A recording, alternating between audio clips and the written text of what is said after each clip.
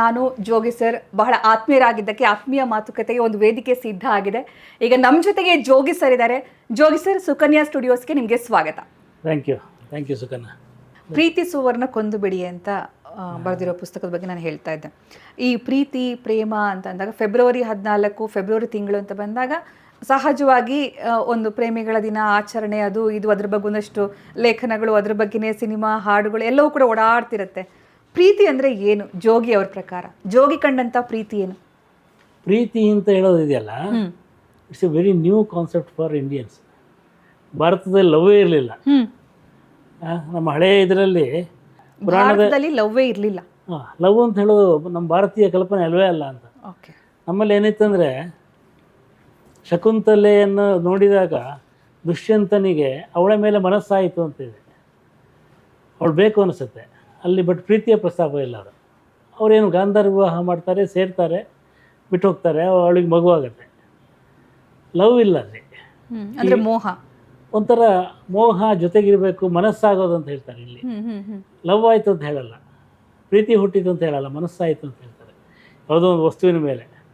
ರಾವಣನಿಗೆ ಸೀತೆಯ ಮೇಲೆ ಮನಸ್ಸಾಯಿತು ಅಂತ ಹೇಳ್ತಾರೆ, ಪ್ರೀತಿ ಅಲ್ಲ ಅದು. ಕರೆಕ್ಟ್. ಅಂದರೆ ಪೊಸೆಷನ್. ನಾವು ಅವಳು ನನಗೆ ಬೇಕು, ಅದು ನನಗೆ ಬೇಕು ಅಂತ ಹೇಳ್ತೀವಲ್ಲ. ನನಗೊಂದು ಕಾರು ಬೇಕು ಅಂತ ಹೇಳಿದಾಗ ನನಗೊಂದು ಹುಡುಗಿ ಬೇಕು, ಈ ಥರ ಇದೆ. ಬಟ್ ಅಲ್ಲಿ ಪ್ರೀತಿಯ ಕಲ್ಪನೆ ಇರಲೇ ಇಲ್ಲ ಹಿಂದೆ ನಮ್ಮಲ್ಲಿ. ಅಂತ ಪ್ರೀತಿಯ ಕಲ್ಪನೆ ಸ್ವಲ್ಪ ಬಂದಿದ್ದೇನೆಂದರೆ, ನಮಗೆ ಊರ್ವಶಿ, ರಂಬೆ, ಮೇನಕೆ ಇವರ ಕಲ್ಪನೆಯಲ್ಲಿ ಆ ಇಂದ್ರ ಹೋಗಿ ಹೇಳ್ತಿದ್ದ ಅವನನ್ನು ಮೋಹಿಸು. ಯಾವುದೋ ಋಷಿ ತಪಸ್ಸು ಮಾಡ್ತಿದ್ರೆ ಅವನು ಇಂದ್ರನ ಪದವಿನ ಕಿತ್ಕೋತಾನೆ ಅಂತ ಹೇಳಕ್ಕೆ ಅವನನ್ನು ಮೋಹಿಸು ಅಂತ ಹೇಳ್ತಿದ್ರು, ಲವ್ ಮಾಡು ಅಂತ ಹೇಳ್ತಿರ್ಲಿಲ್ಲ, ಪ್ರೀತಿಸು ಅಂತ ಹೇಳ್ತಿರ್ಲಿಲ್ಲ. ಸೊ ಆ ಮೋಹದ ಕಲ್ಪನೆ ಮತ್ತು ಕಾಮದ ಕಲ್ಪನೆ ಇತ್ತು, ಪ್ರೀತಿಯ ಕಲ್ಪನೆ ಇರಲಿಲ್ಲ. ಅದನ್ನು ನಮ್ಗೆ ಕೊಟ್ಟಿದ್ದು ಸಿನಿಮಾಗಳು, ಮುಖ್ಯವಾಗಿ ಹಿಂದಿ ಸಿನಿಮಾಗಳು. ಐ ಲವ್ ಯು ಅಂತ ಹೇಳೋ ಫಸ್ಟ್ ಡೈಲಾಗ್ ನಾವು ಎಲ್ಲಿ ಕೇಳಿದ್ದೀವಿ ಜೀವನದಲ್ಲಿ? ಯಾರಾದರೂ ನಮ್ಮ ಮುತ್ತಾತ ಅವನ ಹೆಂಡತಿಗೆ ಐ ಲವ್ ಯು ಅಂತ ಹೇಳಲಿಕ್ಕೆ ಸಾಧ್ಯನೇ ಇಲ್ಲ ಅಲ್ವಾ? ಅಲ್ಲಿ ಏನೇ ಅಂದರೆ, ನಮ್ಮ ಮದುವೆಯ ಮಂತ್ರದಲ್ಲಿ ಬರೋದೇನೆಂದರೆ ನಾತಿ ಚರಾಮಿ ಅಂತ, ಜೊತೆಗೆ ಹೋಗೋಣ, ನಿನ್ನನ್ನು ಬಿಟ್ಟು ಬೇರೇನು ಮಾಡೋದಿಲ್ಲ, ಈ ಥರದ ಇದು ಬರುತ್ತೆ. ಇಂಡೈರೆಕ್ಟ್ಲಿ ಪ್ರೀತಿನೇ ಅಲ್ವಾ? ಹೌದು. ಆದರೆ ಈ ಪ್ರೀತಿಯನ್ನು ನಾವು ಆಧುನಿಕವಾಗಿ ಹೆಂಗೆ ನೋಡ್ತೀವೋ ಆ ಕಲ್ಪನೆ ಇರಲಿಲ್ಲ ಅಂತ. ಯಾರಿಗೂ ಅಂದರೆ ಮದುವೆ ಆದಮೇಲೆ ಪ್ರೀತಿ ಅಂತ ಹೇಳೋದು ಎಲ್ಲಿದೆ ಅಂತ. ಅಂದರೆ ಆಶೀರ್ವಾದ ಮಾಡುವಾಗ ನಿನಗೆ ಮಕ್ಕಳಾಗಲಿ, ಐಶ್ವರ್ಯ ಸಿಕ್ಕಲಿ, ಸಂಪತ್ತು ಸಿಕ್ಕಲಿ ಅಂತ ಹೇಳ್ತಾರೆ, ದೀರ್ಘ ಸುಮಂಗಲಿ ಭವ. ಪ್ರೀತಿ ಸಿಗಲಿ ಅಂತ ಯಾರು ಹೇಳಲ್ಲ. ನಿಮಗೆ ಪ್ರೇಮವಾಗಲಿ ಅಂತ ಮಕ್ಕಳಿಗೆ ಆಶೀರ್ವಾದ ಮಾಡಲ್ಲ. ಅಂದರೆ ಪ್ರೇಮವನ್ನು ಭಾಳ ಇಂಪಾರ್ಟೆಂಟ್ ಅಂತ ನಾವು ಭಾವಿಸೇ ಇಲ್ಲ ಅಂತ. This the most important thing. ಎಲ್ಲರೂ ಇವತ್ತು ಈಗಿನ ಕಾಲದಲ್ಲಿ ಹಂಬಲಿಸೋದು ಯಾಕಂದರೆ ನನಗೊಂದು ಶುದ್ಧವಾದ. ಎಕ್ಸಾಕ್ಟ್ಲಿ, ನನಗೆ ಇದೇ ಪ್ರಶ್ನೆ, ಶುದ್ಧವಾದ ಪ್ರೀತಿ ಅಂದರೆ ಏನು, ಯಾಕೆ ಅಂತ ಕೇಳ್ತಿದ್ದೀನಿ ಅಂತಂದರೆ, ಪ್ರೀತಿ ಅನ್ನೋ ವಿಚಾರ ಬಂದಾಗ ಒಬ್ಬೊಬ್ಬರದೊಂದೊಂದು ವ್ಯಾಖ್ಯಾನ ಇರುತ್ತೆ. ನನ್ನ ರೀತಿಯ ಪ್ರೀತಿ ಬೇರೆ, ನಿಮ್ಮ ರೀತಿಯ ಪ್ರೀತಿ ಬೇರೆ, ಅವರ ರೀತಿಯ ಪ್ರೀತಿ ಬೇರೆ, ಇವರ ರೀತಿಯ ಪ್ರೀತಿ ಬೇರೆ. ಯಾಕಂದರೆ ನಿಮ್ಮದು ಪ್ರೀತಿ ಅಂದರೆ ನಿಮ್ಗೆ ಏನು ಬೇಕು ಅಂತ ಕೇಳಿದಾಗ ಒಂದಷ್ಟು ಎಕ್ಸ್ಪ್ಲನೇಷನ್ಸ್ ಏನು ಬರುತ್ತೆ, ನನ್ನಿಂದ ಏನು ಬರುತ್ತೆ, ಅವರಿಂದ ಏನು ಬರುತ್ತೆ, 4 ವಿಭಿನ್ನ ವ್ಯಾಖ್ಯಾನಗಳೇ ಬರುತ್ತೆ. ಅವ್ರವ್ರ ಪ್ರಕಾರ ಅದು ಶುದ್ಧ ಪ್ರೀತಿನೇ, ಬೇರೆಯವ್ರ ಪ್ರಕಾರ ಅದು ಪ್ರೀತಿ ಆಗಿರ್ಲಿಕ್ಕೂ ಇಲ್ಲ, ಅಥವಾ ಬೇರೆ ಒಂದು ಕಲ್ಪನೆನೇ ಇರ್ಬೋದು, ಬೇರೆ ವ್ಯಾಖ್ಯಾನನೇ ಇರ್ಬೋದು. ಈ ಪ್ರೀತಿಗೊಂದು ಎಕ್ಸಾಕ್ಟ್ಲಿ ಡೆಫಿನೇಷನ್ ಇದೆಯಾ? ಎಕ್ಸಾಕ್ಟ್ಲಿ ಇಲ್ಲ. ಪ್ರೀತಿ ಅಂದರೆ ಏನು ಗೊತ್ತಾ? ನನ್ನ ಈಗೋವನ್ನು ಪೂರ್ತಿ ಮಾಡೋದು. ಯಾರಾದರೂ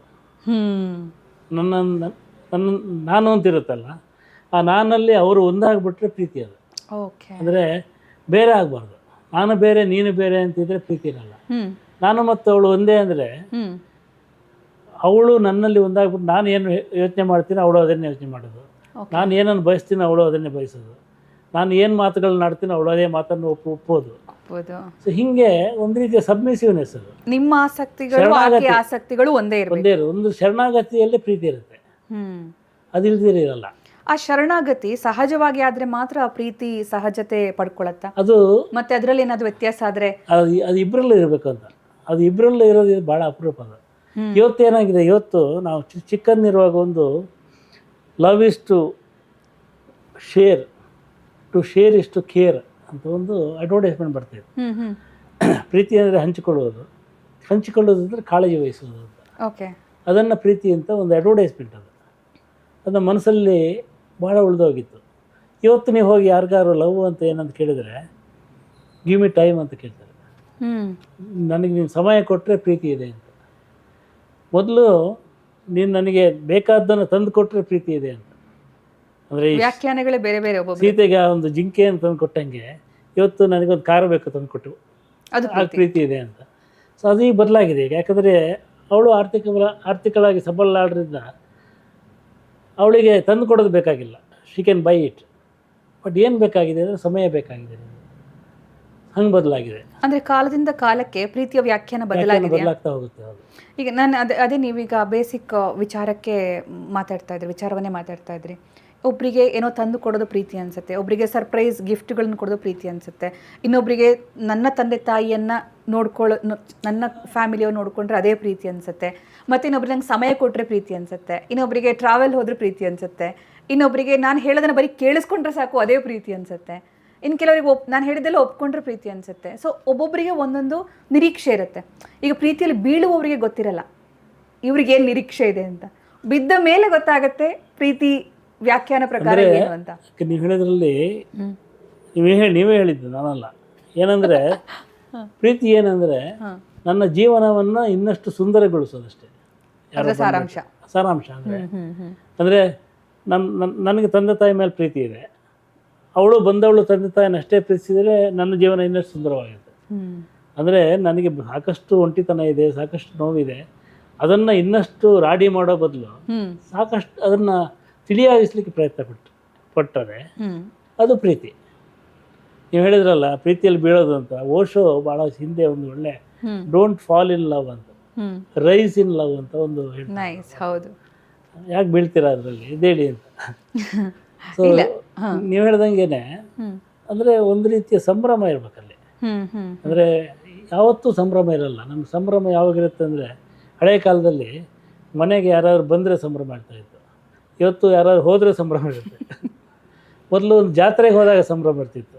ಈಗ ನಾವು ಜಾತ್ರೆಗೆ ಹೋದಾಗ ಆ ಹಳೆಯ ಸಂಭ್ರಮ ಇಲ್ಲ ಅಲ್ಲಿ. ಯಾಕಂದ್ರೆ ನಮ್ಮ ಗೆಳೆಯರು ಯಾರೂ ಅಲ್ಲಿಗೆ ಬಂದಿರಲ್ಲ. ನೀವು ನಮ್ಮೂರ ಜಾತ್ರೆಗೆ ಹೋದರೆ ಅಲ್ಲಿ ಸ್ನೇಹಿತರು ಸಿಗ್ತಾರೆ ಅಂತ ಹೋಗ್ತೀವಿ, ಅವರೆಲ್ಲ ಎಲ್ಲೆಲ್ಲೋ ಇರ್ತಾರೆ. ಆ ಊರಲ್ಲಿರೋ ಮಕ್ಕಳಿದಾರಲ್ಲ ಅವ್ರ ದೇವಸ್ಥಾನಗಳಿಗೆ ಬರೋದು ಭಾಳ ಕಡಿಮೆ ಇದೆ. ಬರೀ ವಯಸ್ಕರ ಒಂದು ಸಂತೆ ಇರುತ್ತೆ ಅಲ್ಲಿ. ಹೀಗಾಗಿ ಆ ಕಾಲದ ಸಂಭ್ರಮ ಬದಲಾಗ್ತಾ ಹೋಗುತ್ತೆ. ಈಗ ಇವತ್ತೇನು ಸಂಭ್ರಮ ಅಂದರೆ ಯೂತ್ ಏನು ಮಾಡ್ತಾರೆ ಅಂದರೆ ಯಾವುದೋ ಒಂದು ದೊಡ್ಡ ಮ್ಯೂಸಿಕಲ್ ಆರ್ಕೆಸ್ಟ್ರಾ ನಡೀತಿರೋ ಹೋಗ್ತಾರೆ. ಸೊ ಅಲ್ಲೇನೋ ಒಂದು ಸಂತೋಷ ಕಂಡ್ಕೋತಾರೆ. ಈ ಸಂಭ್ರಮವನ್ನು ಯಾರು ಹೆಚ್ಚಿಸ್ತಾರೋ ಅವರು ಅದು ಪ್ರೀತಿ ಅನಿಸ್ಕೊಡುತ್ತೆ. ಅದು ಹುಡುಗನ ಮಧ್ಯೆ ಕೂಡ ಅಷ್ಟೇ. ಈ ಒಂದು ಒಳ್ಳೆ ಸಿನಿಮಾ ಬಂದಿದ್ರೆ ಇಬ್ಬರು ಜೊತೆಗೆ ಹೋಗಿ ನೋಡೋಣ ಅಂತ ಯಾರನ್ನ ಕರಿತೀವಲ್ಲ, there is a bit of love. ಅವನ ಜೊತೆ ಹೋದರೆ ಅದು ಇನ್ನೂ ಚೆನ್ನಾಗಿ ರುಚಿಯಾಗಿರುತ್ತೆ ಅಂತ. ಒಂದು ಪಾರ್ಟಿ ಮಾಡೋ 4 ಜನ ಯಾರೋ ಇದ್ದಾರೆ, ನಮ್ಮವ್ರು ಇದ್ರೆ, the party will become more fruitful, more interesting. Correct. ಹಂಗೆ ಹೇಗೆ ಒಂದು ಸಣ್ಣ ಪಾರ್ಟಿಯನ್ನು ಇಂಟ್ರೆಸ್ಟಿಂಗ್ ಮಾಡೋಕ್ಕೆ ನಾವು 4 ಜನ ಹುಡುಕ್ತೀವೋ ಹಾಗೆ ಜೀವನವನ್ನು ಇಂಟ್ರೆಸ್ಟ್ ಮಾಡೋಕ್ಕೆ ಒಬ್ಬರನ್ನ ಹುಡುಕ್ತೀವಿ. ಅದು ಪ್ರೀತಿ. ಓಕೆ. ನಿಮ್ಮದೇ ಒಂದು ಪೋಸ್ಟಲ್ಲಿ ನೀವು ಹಾಕಿದ್ರಿ, ಬದುಕಿನಲ್ಲಿ ನೀವು ಪ್ರೀತಿಸಿದ ಹುಡುಗಿಯನ್ನೇ ಮದುವೆಯಾಗಿ ನೀವಿಬ್ಬರೇ ದುಃಖಿಗಳಾಗಿ ಇನ್ಯಾರನ್ನೋ ಮದುವೆಯಾಗಿ 4 ಜನ ದುಃಖಿತರಾಗುವುದಕ್ಕಿಂತ ಅದು ಮೇಲು ಅಂತ. ವಿವರಿಸಿ ಸರ್. ಅಂದರೆ ನೀವು ಯಾರನ್ನ ಇಷ್ಟಪಡ್ತೀರೋ, ಯಾರನ್ನು ಇಷ್ಟಪಡ್ತೀರೋ ಜೀವನದಲ್ಲಿ ಅವರನ್ನೇ ಮದುವೆ ಆದರೆ ಇಬ್ಬರು ದುಃಖಿಗಳಾಗಿರ್ತಾರೆ. ಮದುವೆ ಆದವ್ರು ಯಾವತ್ತು ಖುಷಿಯಾಗಿರಲ್ಲ ಅಂತ ಇಲ್ಲ. ಅಂದರೆ ನಾನು ಯಾರಾದರೂ ಕತೆ ಕೇಳಿದರೆ ಹೆಂಗೆ ಹೇಳ್ತಾರೆ ಅಂದರೆ, ನಾನು ಮತ್ತು ಅವಳು ಇಷ್ಟಪಡ್ತಾ ಇದ್ವಿ, ಪ್ರೀತಿಸ್ತಾ ಇದ್ವಿ, ಆಮೇಲೆ ಮದುವೆ ಆಯಿತು ಅಂತ ಹೇಳ್ತಾರೆ. ಆಮೇಲೆ ಮದುವೆ ಆಯಿತು ಅಂತ. ಆಮೇಲೆ ಮದುವೆ ಆಯಿತು. ಮದುವೆ ಆದಮೇಲೆ ನಾವು ಪ್ರೀತಿಸಿದ್ದೀವಿ ಅಂತ ಯಾರೋ ಕೇಳಿದ್ದಾರೆ ನೀವು. ನಾವು ವಿ ಆರ್ ಇನ್ ಲವ್ ಅಂತ ಮದುವೆ ಆದವನು ಯಾರೂ ಹೇಳಲ್ಲ. ವಿ ಆರ್ ಮ್ಯಾರಿಡ್ ಅಂತಾರೆ. ಅಂದರೆ ಅಲ್ಲಿ ಬೇರೆ ಥರದ ಪ್ರೀತಿ ಇರುತ್ತೆ. ಈ ಪ್ರೀತಿಯ ಸ್ವರೂಪ ಹೆಂಗಾಗುತ್ತೆ ಅಂದರೆ ಮದುವೆ ಆದಮೇಲೆ ಅದೊಂಥರ ಅದರ ಲೆಕ್ಕಾಚಾರ ಶುರುವಾಗುತ್ತೆ ಅಂತ. ಮದುವೆ ಆದ ಮೇಲೆ ಇಬ್ಬರ ಸಂಪಾದನೆಯು ಒಂದಾಗತ್ತೆ, ಇಬ್ಬರ ಆಸ್ತಿಗಳು ಒಂದಾಗ್ತವೆ. ಸೊ ಈಗ ಗಂಡ ಯಾರನ್ನ ಪ್ರೀತಿಸಿದರೆ ಆಸ್ತಿಯಲ್ಲಿ ಪಾಲು ಹೋಗುತ್ತೆ ಅಂತ ಆಗುತ್ತೆ, ಪ್ರೀತಿಯಲ್ಲಿ ಪಾಲು ಹೋಗುತ್ತೆ ಅಂತ ಒಂದಿದೆ, ಆಸ್ತಿಯಲ್ಲಿ ಪಾಲು ಹೋಗುತ್ತೆ ಅಂತ ಇನ್ನೊಂದು ಭಯ ಇರುತ್ತೆ. ಈಗ ಲಾಟ್ ಆಫ್ ಥಿಂಗ್ಸ್. ಅಂದರೆ ಭಾಳ ಸಂಕೀರ್ಣವಾದದ್ದು ಪ್ರೀತಿ ಅಂತ. ಅದು ನಾವು ಅಂದ್ಕೊಂಡಷ್ಟು ಸುಲಭವಾಗಿಲ್ಲ. ಈಗ ಹಳೆಯ ಕಾಲದಲ್ಲಿ ನೀವು ಹೇಳಿದ್ರಲ್ಲ ಪ್ರೀತಿ ಅಂತೇಳಿ, ಯಾಕಿರಲಿಲ್ಲ ಅಂದರೆ ಒಬ್ಬ ರಾಜ ಹಲವಾರು ಮಂದಿಯನ್ನು ಮದುವೆ ಆಗ್ತಿದ್ದೆ. ಅವನು ಯಾರನ್ನು ಪ್ರೀತಿಸ್ತಾ ಇದ್ದ? ಅವನಿಗೆ ಯಾರೋ ಒಬ್ರು ಪ್ರೀತಿಯ ರಾಣಿ ಅಂತ ಒಬ್ರು ಇರ್ತಿದ್ರು ಅಂತ ಅದು ಕಥೆಯಲ್ಲಿ ಬರೀತಾ ಇದ್ರು. ಆ ಪ್ರೀತಿಯ ರಾಣಿ ಅಂತ ಒಬ್ರು ಇದ್ರೆ ಅವ್ನು ಇನ್ನೊಬ್ಬಳನ್ನು ಮದುವೆ ಆಗ್ತಾ ಇರಲಿಲ್ಲ. ಓಕೆ. ಅವನಿಗೆ ಅಲ್ಲಿ ನೋಡಿದಾಗ ಭಾಳ ಸುಂದರವಾಗಿ ಕಂಡ್ಲು. ಅವಳು ನನ್ನ ಅಂತಃಪುರದಲ್ಲಿ ಇರಬೇಕು ಅಂತ ಕರ್ಕೊಂಡ್ಬಂದ. ಅವಳನ್ನ ಅಂದರೆ ಎಷ್ಟು ಜನ ಇರ್ತಿದ್ರು ಅಂದರೆ ಅವನು ಒಬ್ಬಳನ್ನ ಒಂದೇ ಸಲ ನೋಡೋಕೆ ಸಾಧ್ಯ ಆಗ್ತಿತ್ತು ಆ ಕಾಲದ ಯುದ್ಧದಲ್ಲಿ. ಅವನ ರಾಜ್ಯಭಾರ 500 ಜನ ಹೆಂಡತಿಯರು, 500 ಜನ ಇದ್ದರೆ 500 ಜನರನ್ನು ದಿನಕ್ಕೆ ಒಂದು ಸಲ ನೋಡಿದ್ರೆ 1 ವರ್ಷ ಆಗತ್ತೆ. ಹೌದು, 1.5 ವರ್ಷ ಮೇಲೆ ಬೇಕು, 1.5 ವರ್ಷ ಮೇಲೆ ಬೇಕು. ಹಾಗಾಗಿ ಅದು ಆ ಕಾಲದಲ್ಲಿ ಅದು ಇರಲಿಲ್ಲ ಅಂತದ್ದು. ಅಂದರೆ ಪ್ರೀತಿ ಅಂತ ಹೇಳೋದು ಪ್ಯೂರ್ಲಿ ಒಬ್ಬ ಕವಿಯ ಸುಂದರವಾದ ಕಲ್ಪನೆ ಅದು. ಅದು ಇಲ್ಲಿ ತನಕ ನಿಜ ಆಗಿದೆ ಅಂತ ಅನ್ಸತ್ತೆ ಯಾರ ಲೈಫಲ್ಲಾದ್ರೂ? ಅಂದರೆ ಈ ಪ್ರೀತಿಯ ವ್ಯಾಖ್ಯಾನ ಕಲ್ಪನೆ ಅಂತ ಹೇಳಿದ್ರೆ, ಆ ಕಲ್ಪನೆ ಇದೆಯಲ್ಲ, ಅದನ್ನು ನಾವು ಎಲ್ಲಿ ನಿಜ ಆಗುತ್ತೆ ಗೊತ್ತಾ? ನೀವೊಂದು ಹಾಡು ಕೇಳ್ತಾ ಇರ್ತೀರಿ ಅಂದ್ಕೊಳ್ಳಿ, ಅದ್ಭುತವಾದ ಒಂದು ಹಾಡು, ನನ್ನ ಪ್ರೇಮದ ಪರಿಯ ನೀನರೇ ಅಲ್ಲ, ನಿನ್ನ ಪ್ರೇಮದ ಪರಿಯ ನಾನರೇ ಕನಕಾಂಗಿ, ನಿನ್ನೊಳಿದೆ ನನ್ನ ಮನಸ್ಸು ಅಂತ ಒಂದು ಹಾಡಿದೆ. ಆ ಹಾಡನ್ನು ನೀವು ಬಸ್ಸಲ್ಲಿ ಹೋಗ್ತಾ ಇಯರ್ಫೋನ್ ಹಾಕ್ಕೊಂಡು ಕೇಳ್ತಾ ಇರ್ತೀರಿ. ಆಗ ನಿನ್ನ ಪ್ರೇಮದ ಪರಿಯ ನಾನರಿ ಅಂತ ಹೇಳಿದ್ರೆ ಆ ಕ್ಷಣ ನಿಮ್ಮ ಮನಸ್ಸಲ್ಲಿ ಯಾರು ಇರ್ತಾರೆ? ಯಾರೂ ಇರಲ್ಲ. ಅಂದರೆ ಒಂದು ನಿರಾಕಾರವಾದ ಒಂದು ಯಾರೂ ಇರಲ್ಲ. ಅಂದರೆ ಒಂದು ಈ ಜಗತ್ತಲ್ಲಿ ಇಲ್ದಿರುವಂಥ ಒಂದು ಸಂಗತಿ ಇರುತ್ತೆ, ಕಲ್ಪನೆ ಇರುತ್ತೆ, ಅಲ್ಲಿ ವ್ಯಕ್ತಿಯೇ ಇರಲ್ಲ. ನಾನು ಹಾಡಿದಾಗ ನಿನ್ನ ಪ್ರೇಮದ ಪರಿಯ ನಾನರಿಯ ಕನಕ, ಎಷ್ಟು ಹೌ ಬ್ಯೂಟಿಫುಲ್ ಇಟ್ ಈಸ್, ಎಷ್ಟು ಚೆನ್ನಾಗಿದೆ ಆ ಇಡೀ ಅಂದರೆ ಹಾಡು, ಒಂದು ಏನೋ ಇಡೀ ಆಂಬಿಯನ್ಸು ಎಲ್ಲ ಚೆನ್ನಾಗಿದೆ ಅನ್ಕೋತೀವಿ. ಬಟ್ ಅಲ್ಲಿ ವ್ಯಕ್ತಿ ಇರಲ್ಲ. ಅದು ವ್ಯಕ್ತಿಗೆ ಬಂದ ತಕ್ಷಣ ಅದು ಬಿದ್ದೋಗುತ್ತೆ, ಗೌಣ ಆಗ್ಬಿಡುತ್ತೆ. ನಾನು ನನ್ನ ಹೆಂಡತಿ ಹತ್ರ ಹೋಗಿ ನಿನ್ನ ಪ್ರೇಮದ ಪರಿಯ ನಾನರೇ ಕನಕಾಂಗಿ ಅಂತ ಹೇಳೋಕ್ಕಾಗಲ್ಲ ಅಲ್ವಾ?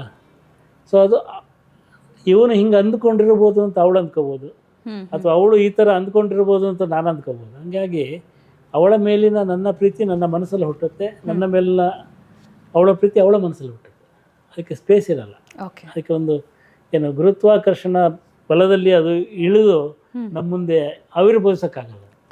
It's a thing which is floating. ಈಗ ಪ್ರೀತಿ ನಿಮ್ಮ ದೃಷ್ಟಿಯಲ್ಲಿ ನಿಮ್ಮ ಜೀವನದ ಒಂದು ಘಟನೆಗಳನ್ನೆಲ್ಲವನ್ನು ನೋಡಿದ್ರೆ ಮತ್ತೆ ಮತ್ತೆ ಪ್ರೀತಿ ಆಗುತ್ತಾ? ಆ ಪ್ರೀತಿ ಪದೇ ಪದೇ ಯಾವ ವಯಸ್ಸಲ್ಲಿ ಬೇಕಾದರೂ ಆಗುವಂಥ ಪ್ರೀತಿಯ ವ್ಯಾಖ್ಯಾನ ನೀವು ಕೊಡ್ಬೋದಾ? ನೋಡಿ ಹೆಂಗಾಗುತ್ತೆ ಅಂದರೆ, ಇದು ಭಾಳ ಮುಖ್ಯವಾದ ಪ್ರಶ್ನೆ. ಪ್ರೀತಿ ನದಿ ಅಂತೆ ಅಂತ ಹೇಳ್ತಾರೆ ಯಾರು, ನಮ್ಮ ಅಗೇನ್ ಓಶೋ. ಓಕೆ. ಅಂದರೆ ಅದು ಹರಿತಾ ಇರುತ್ತೆ ಅಂತ ಜೀವನದಲ್ಲಿ. ಅದು ಹರಿದುಕೊಂಡು ಹೋದಾಗೆ ಅದರಲ್ಲಿ ಯಾರು ಬೇಕಾದ್ರೂ ಬಂದು ನೀರು ಕುಡಿಬೋದು. ಓಕೆ. ಆಗ ನೀರು ಕುಡಿದಾಗ ನದಿಗೂ ಖುಷಿ ಆಗುತ್ತೆ, ನನ್ನ ನೀರಿಂದ ಯಾರೋ ದಾಹ ಹಿಂಗಿತ್ತು ಅಂತ, ಅವ್ರಿಗೂ ದಾಹ ಹಿಂಗತ್ತೆ.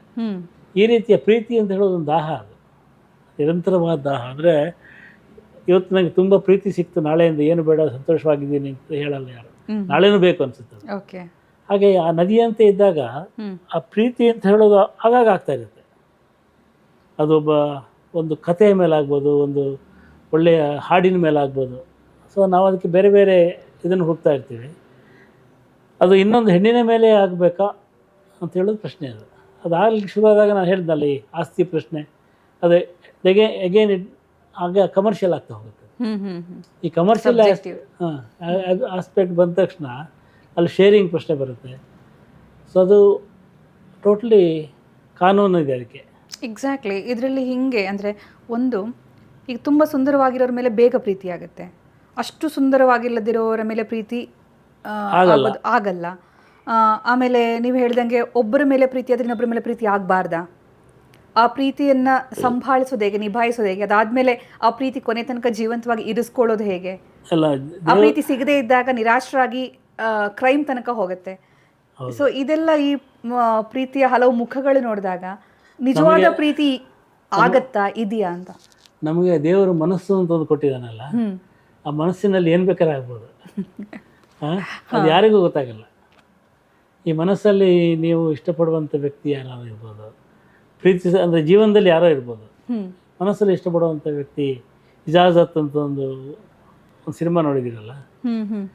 ಹೀಗಾಗಿ ಲೈಫನ್ನು ಒಂದು ಕಂಟಿನ್ಯೂಸ್ ಅಂತ, ಅಂದರೆ ಸುದೀರ್ಘವಾದ ಪ್ರಯಾಣ ಅಂತ ತಗೊಂಡ್ರೆ ಅದು ಬೇರೆ. ಅದನ್ನು ಸಣ್ಣ ಸಣ್ಣ ಪ್ರಯಾಣಗಳು ಅಂತ ಮಾಡ್ತಾ ಹೋದರೆ ಒಂದೊಂದು ಪ್ರಯಾಣದಲ್ಲೂ ಒಂದೊಂದು ತಂಗುದಾಣ, ಒಂದೊಂದು ಸಂಗಾತಿ ಇರುತ್ತದೆ. ಆ ಸಂಗಾತಿ ಫಿಸಿಕಲಿ ನಿಮ್ಗೆ ಇರಬೇಕಾಗಿಲ್ಲ. ನಿಮ್ಮ ಜೀವನದ ಪ್ರೀತಿಯನ್ನು ಲೆಕ್ಕ ಹಾಕ್ಕೊಂಡು ಹೇಳಿ ಅಂತ ಹೇಳಿದ್ದೆ ನಾನು, ಇಂಡೈರೆಕ್ಟಾಗಿ ಕೇಳಿದ್ದೆ. ಜೀವನ ಸುದೀರ್ಘ ಪ್ರಯಾಣ ಅಂದ್ಕೊಂಡ್ರೆ ಅಲ್ಲೊಂದು ಅದನ್ನು ಸಣ್ಣ ಸಣ್ಣ ಪ್ರಯಾಣಗಳನ್ನು ನೋಡಿದಾಗ ಒಂದೊಂದು ಘಟ್ಟದಲ್ಲೂ ನೀವು ಒಬ್ಬೊಬ್ಬರನ್ನ ಇಷ್ಟಪಟ್ಟಿರ್ತೀರ ಅಂತ. ಆ ಇಷ್ಟಪಟ್ಟಿರೋದು ನಾವು ಏನು ಬಯಸ್ತೀವಿ ಅಂದರೆ ಪ್ರೀತಿ ಮಾಡಿದಾಗ ಅಥವಾ ಪ್ರೀತಿಸಿದಾಗ ಅವರನ್ನು ನಮ್ಮ ಸನಿಹಕ್ಕೆ ಸೆಳೆದುಕೊಳ್ಳಿಕ್ಕೆ ಪ್ರಯತ್ನ ಪಡ್ತೀವಲ್ಲ, ಅವ್ರು ನಮ್ಮ ಹತ್ರ ಬರಬೇಕು ಅಂದರೆ ಆ ಪ್ರೀತಿ ಕ್ರಿಯೆ ಆಗಬೇಕು ಅಂತ ಬಯಸಿದಾಗ ತಪ್ಪಾಗುತ್ತೆ. ಅದು ಕ್ರಿಯೆ ಆಗದೇ ಇದ್ದರೆ ಮನಸ್ಸಲ್ಲೇ ಇದ್ದರೆ ಅದು ಅದ್ಭುತವಾಗಿರುತ್ತೆ. ಓಕೆ. ಸೊ ಅದನ್ನು we should not turn your love into action. So ಅರ್ಧ ರಿಯಾಲಿಟಿ ಅರ್ಧ ಕಲ್ಪನೆ. ಅರ್ಧ ಕಲ್ಪನೆ. ಸೊ ಆ ಪ್ರೀತಿಯಲ್ಲಿ ನಿಜವಾದ ಖುಷಿ ಇದೆ ಅಂತ ಹೇಳ್ತೀರಾ? ಪ್ರೀತಿ ಅಂತ ಹೇಳಿದ್ರೆ ನಾವು ನೋಡಿ, ಈ ವಯಸ್ಸಲ್ಲಿ ನಿಮಗೆ ಪ್ರೀತಿ ಅಂದರೆ ಏನಂದರೆ ಬ್ಲಿಸ್ ಒಂಥರ ಒಂದು everybody is happy. So everybody is ಒಂಥರ ಏನು ಚೆನ್ನಾಗಿದ್ದಾರೆ, ಚೆನ್ನಾಗಿ ಮಾತಾಡ್ತಾರೆ, ಆಮೇಲೆ ನನಗಿರುವ ಅಭಿರುಚಿಗಳು ಅವರಿದೆ, ಅವ್ರ ಜೊತೆ ಕೂತ್ಕೊಂಡು ಒಂದು ಒಳ್ಳೆಯ ಹಾಡನ್ನು ಕೇಳ್ಬೋದು. ನಾನು ಯಾವುದೋ ಒಂದು ಒಳ್ಳೆಯ ಫೋಟೋ ನೋಡಿದರೆ ಅವರಿಗೆ ಅದನ್ನು ಕಳಿಸ್ಕೊಡ್ಬೋದು, ಯಾವುದೋ ಅಡುಗೆ ಮಾಡಿದಾಗ ಅವರಿಗೆ ಅದನ್ನು ಡನ್ಸೋ ಮಾಡ್ಬೋದು. ಸೊ ಈ ಥರದ್ದಿರುತ್ತಲ್ಲ, ಅದು ಕೂಡ ಒಂದು ರೀತಿಯ ಸಣ್ಣ ಸಣ್ಣ ಖುಷಿಗಳು, ಸಣ್ಣ ಸಣ್ಣ ಖುಷಿಗಳು. ಇನ್ನೊಂದು ಎಷ್ಟೋ ಸಂದರ್ಭದಲ್ಲಿ ಕಷ್ಟದ ಟೈಮಲ್ಲಿ ಒಟ್ಟಿಗೆ ಇದ್ದು ಪ್ರೀತಿ ತೋರಿಸೋದು ಅಂತ ಹೇಳ್ತಾರೆ. ಯಾರೂ ಇಲ್ಲದೆ ಇದ್ದಾಗ ಜೊತೆಗೆ ನಿಲ್ಲೋದು ಪ್ರೀತಿ ಅಂತ ಹೇಳ್ತಾರೆ. ಸೊ ಅಂದರೆ ಆ ಡೆಫಿನೇಷನ್ನು ಇನ್ನೂ ಹೈಯರ್ ಲೆವೆಲ್ಗೆ ಹೋಗ್ತಾ ಇದ್ದಂಗೆ ಅಂದರೆ ಒಂದು ರೀತಿಯಲ್ಲಿ ಸಹಬಾಳ್ವೆ. ನಾವು ಯಾವುದನ್ನು ಹೇಳ್ತೀವಲ್ಲ ಒಟ್ಟಿಗೆ ಬಾಳೋದು ಅಂತೇಳಿ, ಒಟ್ಟಿಗೆ ಬಾಳುವ ತೆರದಲ್ಲಿ ಹರಸು ಅಂತ ಒಂದಿದೆ. ಸೊ ಅದೇ ಒಂದು ಎಟರ್ನಲ್ ಆದ ಪ್ರೀತಿ ಅನಿಸುತ್ತೆ. ಬಟ್ ಕವಿಗಳು ಅದನ್ನು ಭಾಳ ಸಂಕೀರ್ಣವಾಗಿ ಮಾಡಿಬಿಟ್ಟು ನಿಮಗೆ ಭಾಳ ಕಾಟ ಕೊಡ್ತಾರೆ ಲೇಖಕರು. ಅಂದರೆ ನಮ್ಮ ಹಿಂದಿ ಸಿನಿಮಾಗಳಲ್ಲಿ ಹೈಯೆಸ್ಟ್ ಯೂಸ್ ಆಗಿದೆ ಏನಂದರೆ ತ್ರಿಕೋಣ ಪ್ರೇಮ ಅಂತ. ಇಬ್ಬರು ಇಷ್ಟಪಟ್ಟಿರ್ತಾರೆ, ಮೂರನೇವಳು ಬರ್ತಾಳೆ. ಮೂರನೇವಳು ಬಂದಾಗ ಈ ಮೊದಲ ಪ್ರೇಮ ಸ್ವಲ್ಪ ಅಲ್ಲಾಡುತ್ತೆ, ಆನಂತರ ಇದೇ ಗಟ್ಟಿಯಾದು ಅಂತೇಳಿ ಅದು ಬಿದ್ದೋಗುತ್ತೆ. ಅದು ಯಾಕೆ ಬಿದ್ದೋಗ್ಬೇಕು ನಂಗೆ ಗೊತ್ತಿಲ್ಲ. ಅದೇ ಫಸ್ಟ್ ಅವಳು ಯಾಕೆ ಬರಬೇಕು ಅಂತಲೇ ಗೊತ್ತಿಲ್ಲ.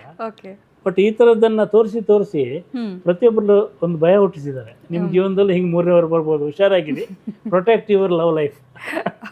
ಅದನ್ನು ಭಾಳ ಒಂದು ಕೋಟೆ ಆಗಿ ಭದ್ರ ಮಾಡಿಕೊಂಡು, ಹಾಗಾಗಿ ನಿಮ್ಗೆ ಯಾರು ಫೋನ್ ಮಾಡಿದ್ರು, ಗಂಡಿಗೆ ಫೋನ್ ಮಾಡಿದರೆ ಹೆಣ್ಣಿಗೆ, ಹೆಣ್ಣಿಗೆ ಫೋನ್ ಮಾಡಿದರೆ ಗಂಡಿಗೆ ಭಯ ಶುರು ಆಗುತ್ತೆ. ಇವ್ರು ಯಾಕೆ ಫೋನ್ ಮಾಡ್ದ, ಅವನ ಹತ್ರ ಈತ ಎಷ್ಟು ಕ್ಲೋಸ್ ಆಗಿರ್ಬೋದು, ಎಷ್ಟು ಹತ್ತಿರ ಹೋದರೆ ಅವರು ನನ್ನಿಂದ ದೂರ ಆಗ್ಬೋದು. ಸಿನಿಮಾಲ ನೆನಪಾಗತ್ತೆ, ಎಲ್ಲ ಸಿನಿಮಾಗಳೆಲ್ಲ ನೆನಪಾಗಿ. ಸೊ ಅದನ್ನು ಮೊಳಕೆಯಲ್ಲೇ ಚೂಟಿ ಹಾಕೋ ಪ್ರಯತ್ನ ನಡೆಯುತ್ತೆ. ಬಟ್ ಅಷ್ಟೆಲ್ಲ ಆಗಲ್ಲ. ಅಂದರೆ ನಾನು ಹೇಳ್ತಾ ಇರ್ತೀನಿ ತಮಾಷೆಗೆ, ಎಲ್ಲಾದರೂ ತನ್ನ ಸಂಗಾತಿ ಸುಖವಾಗಿದ್ದಾನೆ ಅಂತ ಗೊತ್ತಾದರೆ ಅದು ತನ್ನಿಂದಲೇ ಆಗಿರಬೇಕು, ಬೇರೆಯವರಿಂದ ಆದರೆ ಸಿಟ್ಟು ಬರುತ್ತೆ. ಸೊ ಇದು ಸಿಂಪಲ್ ಲೈನ್, ಇದು ಸಿಂಪಲ್ ಲೈನ್. ಆಮೇಲೆ ಇನ್ನೊಂದು ತಮಾಷೆ ಇದೆ. ಇವನು ಭಾಳ ಹ್ಯಾಪಿಯಾಗಿದ್ದಾನೆ, ನಾನು ಎಷ್ಟು ಹ್ಯಾಪಿನೆಸ್ ಕೊಟ್ಟಿಲ್ಲ, ಇನ್ನು ಯಾರು ಕೊಟ್ಟಿರ್ಬೋದು ಅನುಮಾನ. ಇವನ ಭೂಮಿ ಇಷ್ಟು ಹಸಿರಾಗಿರೋದು ಬೇಕಾದರೆ ಬೇರೆ ಯಾವುದೋ ಜಲಮೂಲ ಇರ್ಬೋದಲ್ಲ, ಈ ರೀತಿ ಅನುಮಾನಗಳು ಪ್ರೀತಿಯಲ್ಲಿ ಹುಟ್ಟುತ್ತವೆ. ಸೊ ಅಂದರೆ ಒಬ್ಬ ನಾಟಕ ನೋಡ್ಕೊಂಡೇ ಸಂತೋಷವಾಗಿರ್ತಾನೆ.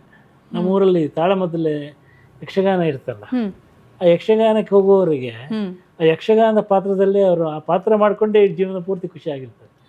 ಅವರಿಗೆ ಅವ್ರ ಜೀವನದ ಲವ್ ಏನಂದರೆ ಅಲ್ಲಿ ಹೋಗಿ ಚೆನ್ನಾಗಿ ಪಾತ್ರ ಮಾಡಿ 4 ಜನ ಹತ್ರ ಹೊಗಳಿಸ್ಕೊಂಡು ಮೆಚ್ಚಿಸಿಕೊಂಡು ರಾತ್ರಿ ಇಡೀ ಪಾತ್ರ ಮಾಡಿ ಹಗಲು ನಿದ್ದೆ ಮಾಡಿ ಹೀಗೆ ಕಳೆದು ಬಿಡ್ತಾರೆ ಇಡೀ ಜೀವನನ. ಅವ್ರ ಜೀವನದಲ್ಲಿ ಯಾರೋ ಬಂದಿರಲ್ಲ, ಅವ್ರಿಗೆ ಚಪ್ಪಾಳೆ ಅಂದರೆ ಪ್ರೀತಿ. ಒಬ್ಬೊಬ್ಬರ ವ್ಯಾಖ್ಯಾನದಲ್ಲಿ ಸಿಳ್ಳೆ ಚಪ್ಪಾಳೆ ಬಿದ್ದರೆ ದೇ ಆರ್ ಹ್ಯಾಪಿ. ಆಯಿತು. ಇನ್ಯಾರು ಕೆಲವರಿಗೆ ಬೆಳಿಗ್ಗೆ ಎದ್ದಿರುತ್ತೆ, ಒಳ್ಳೆ ಬ್ರೇಕ್ಫಾಸ್ಟ್ ಮಾಡಿ ಎಲ್ಲ ಮಧ್ಯಾಹ್ನ ಚೆನ್ನಾಗಿ ಊಟ ಮಾಡಿ ಸಂಜೆ ಹೊತ್ತಿಗೆ ಒಂದು ವಾಕಿಂಗ್ ಮಾಡಿ ಪುನಃ ರಾತ್ರಿ ಒಳ್ಳೆ ಊಟ ಮಾಡಿ ಒಳ್ಳೆ ನಿದ್ದೆ ಮಾಡಿಬಿಟ್ರೆ ಆಯ್ತು ಜೀವನ. ಹೀಗಾಗಿ ಆ ಜೀವನವನ್ನು ಸುಂದರಗೊಳಿಸುವ ಹಲವು ವಿಧಾನಗಳಲ್ಲಿ.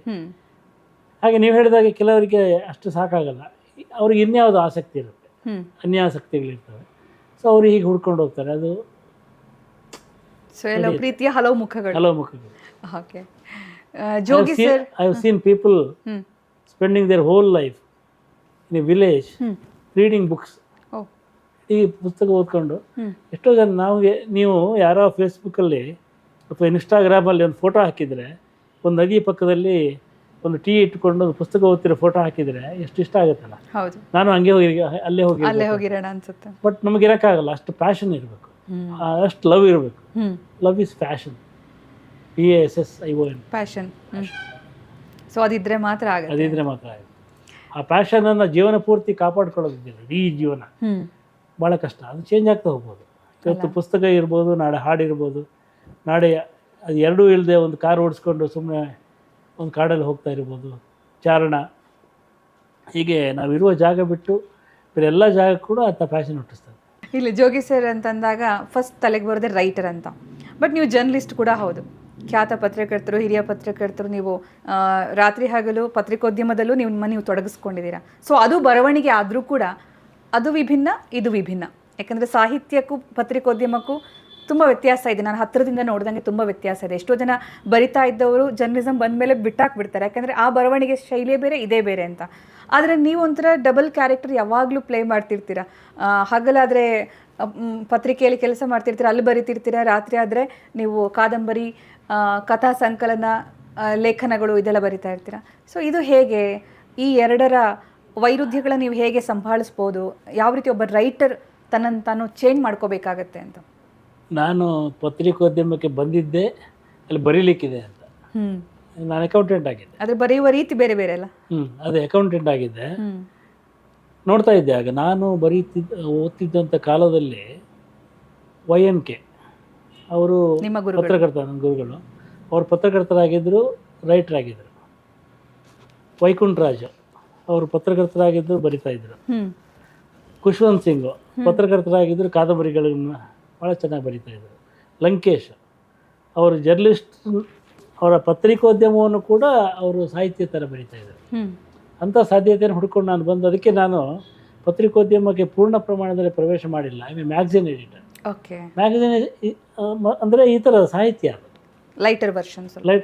ಅಂದರೆ ಇಲ್ಲಿ ಏನು ಕತೆ, ಕವಿತೆ, ಪ್ರಬಂಧ, ಈ ಥರದ ಜಗತ್ತು. ಸೊ ನನಗೆ ಇವತ್ತು ಹಾರ್ಡ್ ಒಂದು ಕಾಪಿ ಬರಿ ಅಂದರೆ, ಯಾವುದೋ ಸ್ಫೋಟ ಸಂಭವಿಸಿದ ಬಗ್ಗೆ ಒಂದು ವರದಿ ಬರೆಯೋದು ನಂಗೆ ಗೊತ್ತಿಲ್ಲ. ಅದು ನಾನು ಅದಕ್ಕೆ ಕಷ್ಟಪಡಬೇಕಾಗತ್ತೆ. ಅದ್ರ ಬದಲು ಯಾವುದೋ ಒಂದು ಸಾಹಿತ್ಯ ಸಮ್ಮೇಳನದ ಬಗ್ಗೆ ಬರಿ ಅಂದರೆ ಭಾಳ ಸುಲಭವಾಗಿ ಬರೆದುಬಿಡ್ತೀನಿ. ಹಾಗಾಗಿ ನನಗೆ ಈ ಎರಡರಲ್ಲಿ ಬಹಳ ವ್ಯತ್ಯಾಸವಿಲ್ಲ, ತುಂಬ ವ್ಯತ್ಯಾಸ ಅನಿಸಲ್ಲ. ನಾನು ಮೊದಲಿಂದಲೂ ಬರ್ಕೊಂಡ್ಬಂದಿದ್ದು ಈ ಥರದ ಲಘು ಮಾದರಿಯ ಪ್ರಬಂಧಗಳನ್ನು ಅಥವಾ ಪುಸ್ತಕ ವಿಮರ್ಶೆ, ಈ ಥರದ್ದನ್ನು. ಹಾಗಾಗಿ ಎರಡು ಒಂದೇ ನನಗೆ. ಆದರೆ ಎರಡು ಒಂದೇ ಯಾಕಲ್ಲ ಅಂದರೆ, ನಾನು ಆರಂಭದಲ್ಲಿ ಏನು ಮಾಡ್ತಿದ್ದೆ ಅಂದರೆ ಅಂಕಣ ಬರೀತಾ ಇದ್ದೆ. ಅಂಕಣ, ಜಾನಕಿ ಕಾಲಂ, ರವಿಕಾರಣದ್ದು ಬರೆದು ಅದನ್ನ ಪ್ರಿಂಟ್ ಮಾಡ್ತಾಯಿದ್ದೆ, ಅದರ ಬುಕ್ ಮಾಡ್ತಾಯಿದ್ದೆ ಅಂತ. ಆಮೇಲೆ ಅಂದ್ಕೊಂಡೆ ನಾನು ಹಳೇದು ಬರಿಬಾರ್ದು ಅಂತ. ಅಂದರೆ ನಿನ್ನೆ ಬರೆದಿದ್ದನ್ನು, ಮೊನ್ನೆ ಬರೆದಿದ್ದನ್ನು, ಒಂದು ವರ್ಷ ಹಿಂದೆ ಬರೆದಿದ್ದನ್ನೆಲ್ಲ ಸೇರಿ ಬುಕ್ ಮಾಡಿ ಓದುಗಡಿ ಕೊಡೋದು ಮೋಸ.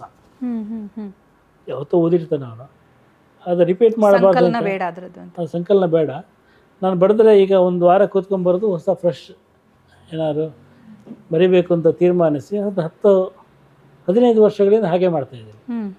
ಯಾವುದೋ ಕಾದಂಬರಿ ಬಂದರೆ ಅದನ್ನು 15 ದಿವಸದಲ್ಲೋ 20 ದಿವಸದಲ್ಲೋ ಬರೆದಿರ್ತೀನಿ. ಅದೇ ನನಗೆ ನಿಮ್ಮ ಬರವಣಿಗೆಯ ಬಗ್ಗೆ ಬಹಳ ಆಘಾತಕಾರಿ ಬರವಣಿಗೆ ನಾನು ನೋಡಿದ್ದೀನಿ ನಿಮ್ಮ ವಿಚಾರದಲ್ಲಿ. ಯಾಕೆ ಆಘಾತಕಾರಿ ಅಂದರೆ, ನಿಮ್ಮ ಟೈಟಲ್ ರೀತಿಯಲ್ಲಿ ನಾನು ಹೇಳಿದ್ದು ಆಘಾತಕಾರಿ ಮೀನ್ಸ್ ಪ್ಲೆಸೆಂಟಾಗಿ ಆಘಾತಕಾರಿ. ನಾನು ನಿಮ್ಮ ಜೊತೆಗೆ ಪ್ರವಾಸ ಬಂದಿದ್ದಾಗಲೂ ಅಷ್ಟೇ, ನಾವೆಲ್ಲರೂ ಸೈಟ್ ಸೀಯಿಂಗ್ ಎಲ್ಲ ನೋಡಿ ಸುಸ್ತಾಗಿ 12 ಗಂಟೆ ನಿದ್ದೆ ಮಾಡ್ತೀವಿ ಅಂತಂದರೆ, ನೀವು ಬೆಳಗ್ಗೆ 4 ಗಂಟೆಗೆ ಎದ್ದು ನನಗೆ ಕಾದಂಬರಿ ಬರೆಯೋದಿದೆ ಅಂತ ಬರ್ಕೊಂಡು ಕೂತ್ಕೊಳ್ತಾ ಇದ್ರಿ. ಆದರೆ ನಿಮ್ಮ ಯಾವ ವಿಚಾರಗಳು ನಿಮ್ಮನ್ನು ಬರವಣಿಗೆಯನ್ನು ಸ್ಟಾಪ್ ಮಾಡ್ಸೋಕ್ಕಾಗಲಿಲ್ಲ. ಅಂದರೆ ಈಗ ನಮಗೆ ಕೆಲವೊಂದು ಸತಿ ಆಸಕ್ತಿ ಇದ್ದಾಗ ಬರಿತೀವಿ, ಓದ್ತೀವಿ, ಅಥವಾ ಒಂದು ಬ್ರೇಕ್ ಬೇಕು ಅಂತ ಅನಿಸುತ್ತೆ, ಅಥವಾ ಇವತ್ತು ಸಿನಿಮಾ ನೋಡೋಣ, ನಾಳೆ ಬರೆಯೋಣ, ನಾಳೆ ಈ ಥರ ಇರುತ್ತೆ. ಬಟ್ ನಿಮ್ದು ಹಂಗಿಲ್ಲ. ಅದು ಯಾವುದೇ ವಿಚಾರಗಳಿರಲಿ, ಎಲ್ಲೇ ಓಡಾಡೋದಿರಲಿ, ಏನೇ ಕೆಲಸಗಳಿರಲಿ, ಬರವಣಿಗೆ ಅಂತ ಬಂದಾಗ ನಿದ್ದೆ ಬಿಟ್ಟದು ನೀವು ಬರಿತೀರಾ. ಆ ಬದ್ಧತೆಗೆ ಏನು ಹೇಳಬೇಕು ಅಂತ ಗೊತ್ತಾಗ್ತಿಲ್ಲ. ಇಲ್ಲ, ನನಗೆ ಬದ್ಧತೆಗಿಂತ ಜಾಸ್ತಿ ಒಂದು ಲೈಟ್ರಾಗಿ ಹೇಳಿದ್ರೆ ನನ್ನ ಚಟ ಅಂತೇಳಿ. ಓಕೆ. ಯಾರಿಗೂ ಅಂದರೆ ಬೆಳಿಗ್ಗೆ 4 ಗಂಟೆಗೆ ಎಚ್ಚರ ಆಗುತ್ತೆ ನನಗೆ. ಎಚ್ಚರ ಆಗಿ 8 ಗಂಟೆ ತನಕ ಏನು ಮಾಡೋಕ್ಕಾಗುತ್ತೆ? 1 ಗಂಟೆ ವಾಕ್ ಮಾಡ್ಬೋದು, 3 ಗಂಟೆ ಇದೆ, 3 ಗಂಟೆ ಓದ್ಬೋದು, ಬರಿಬೋದು. ಸೊ ಇದನ್ನೇ ಮಾಡ್ತೀನಿ ನಾನು. ಸೊ ದಿನಕ್ಕೆ ನೀವು 3 ಗಂಟೆ ಬರೆದ್ರೆ ಎಟ್ ಮೈ ಸ್ಪೀಡ್ ಒಂದು 30 ಪುಟ ಬರಿಬೋದು. ಸೊ ನಾನು ಇಡೀ ಬರೆದಿದ್ದೆಲ್ಲ ಪ್ರಿಂಟ್ ಮಾಡಿದರೆ ಜನ ಬಂದು ಹೊಡಿತಾರೆ. ಅಷ್ಟಿರುತ್ತೆ. ಎಷ್ಟು ಬರೆದಿರ್ಬೋದು ಜೋಗಿಯವರು ಇಲ್ಲಿ ತನಕ? ಅಷ್ಟಿದೆ, ಬಟ್ ನಾನು ಪ್ರಿಂಟ್ ಮಾಡಲ್ಲ ಅದನ್ನು. ಎಷ್ಟು ಬರೆದಿರ್ಬೋದು? ಎಷ್ಟು ಪುಟಗಳಿರ್ಬೋದು? ಬಿಡುಗಡೆ ಆಗದೆ ಇರೋದು, ಪ್ರಕಟಣೆ ಆಗದೆ ಇರೋದು? ಪ್ರಕಟಣೆ ಆಗದಿರೋದೇ ಒಂದು 10,000 ಪುಟ ಇರ್ಬೋದು. 10,000 ಪುಟ. ಸೊ ಈ ಥರದ್ದು ಅಂದರೆ ಅದೊಂದು ರೀತಿಯ ರಿಹರ್ಸಲ್ ಅಂತ ಲೇಖಕ ಮಾಡ್ತಾನೆ ಇರಬೇಕು. ಸಂಗೀತಗಾರನ ಥರ ಅಥವಾ ಕ್ರಿಕೆಟ್ ಆಟ ಆಡುವಂಥರ ದೇಹವನ್ನು ಹೆಂಗೆ ಹುರಿಗೊಳಿಸ್ಬೇಕಲ್ಲ, ಮನಸ್ಸನ್ನು ಹುರಿಗೊಳಿಸಬೇಕು, ಆಸಕ್ತಿಗಳನ್ನು, ನಮ್ಮ ಕೆಲಸವನ್ನು ನಾವು ಮಾಡಬೇಕಲ್ಲ. ನನಗೆ ನಾಡ್ದು ಏನೋ ಒಂದು ಹೊಸ ಅನುಭವ ಆದಾಗ ಇದನ್ನು ಬರೆಯೋಕ್ಕೆ ನನಗೆ ಪದಗಳೇ ಇಲ್ಲ ಅಂತ ಅನಿಸ್ಬಾರ್ದು. ಸೊ ಆ ಪದಗಳು ಸದಾ ನಮ್ಮ ಬತ್ತಳಿಕೆಯಲ್ಲಿ ಇರಬೇಕಾಗಿದ್ರೆ ಅದನ್ನು ಬರಿತಾ ಇರಬೇಕು. ನನಗೆ ಗೊತ್ತಿದ್ದೆ ನೀವು ಬರೆಯೋಕ್ಕೆ ಶುರು ಮಾಡಿ ಎಷ್ಟು ವರ್ಷಗಳಾಗಿರ್ಬೋದು ಜೋಗಿ ಸರ್? ಒಂದು 40? ನನಗೀಗ 60, 20, 45 ವರ್ಷ ಆಯಿತು. ನಾನು 15 ವರ್ಷಕ್ಕೆ ಬರೆಯೋಕ್ಕೆ ಶುರು ಮಾಡಿದ್ದೆ ಅಂತ. 15 ವರ್ಷಕ್ಕೆ. ಹಾಗಾದರೆ ನಾನು ಹೇಳಿದ್ದೀನಿ ಇದು ಸುಮಾರು ಸಲ. ನಮ್ಮ ಊರಲ್ಲಿ ಬಹಳ ದೊಡ್ಡ ಅಡ್ವಾಂಟೇಜ್ ಅಂದರೆ ಯಾರೂ ಇಲ್ಲ ನಮ್ಮ ಊರಲ್ಲಿ. ನಮ್ಮ ಮನೆಯಿಂದ ಇನ್ನೊಂದು ಮನೆ ಇದ್ದಿದ್ದು ಸುಮಾರು 2 ಕಿಲೋಮೀಟ್ರ್ ದೂರಕ್ಕೆ. ಆ ಮನೆಯವ್ರು ನಮ್ಮ ಮನೆಗೆ ಬರ್ತಾ ಇರಲಿಲ್ಲ, ನಾವು ಅವ್ರ ಮನೆಗೆ ಹೋಗ್ತಾ ಇರಲಿಲ್ಲ. ಅಂದರೆ ಒಡನಾಟಗಳಿರಲಿಲ್ಲ. ಶಾಲೆಗೆ ಹೋಗಿ ಬಂದರೆ 9 ಗಂಟೆಗೇನೋ ಶಾಲೆ ಶುರು ಆಗ್ತಿತ್ತು, 4 ಗಂಟೆಗೇನೋ ಬರ್ತಾಯಿದ್ವಿ. ಬಂದುಬಿಟ್ರೆ ಇಡೀ ಊರೇ ನಮ್ದು, ಯಾರೂ ಇಲ್ಲ ಅಲ್ಲಿ. ಒಂದು ಬೆಟ್ಟ, ಒಂದು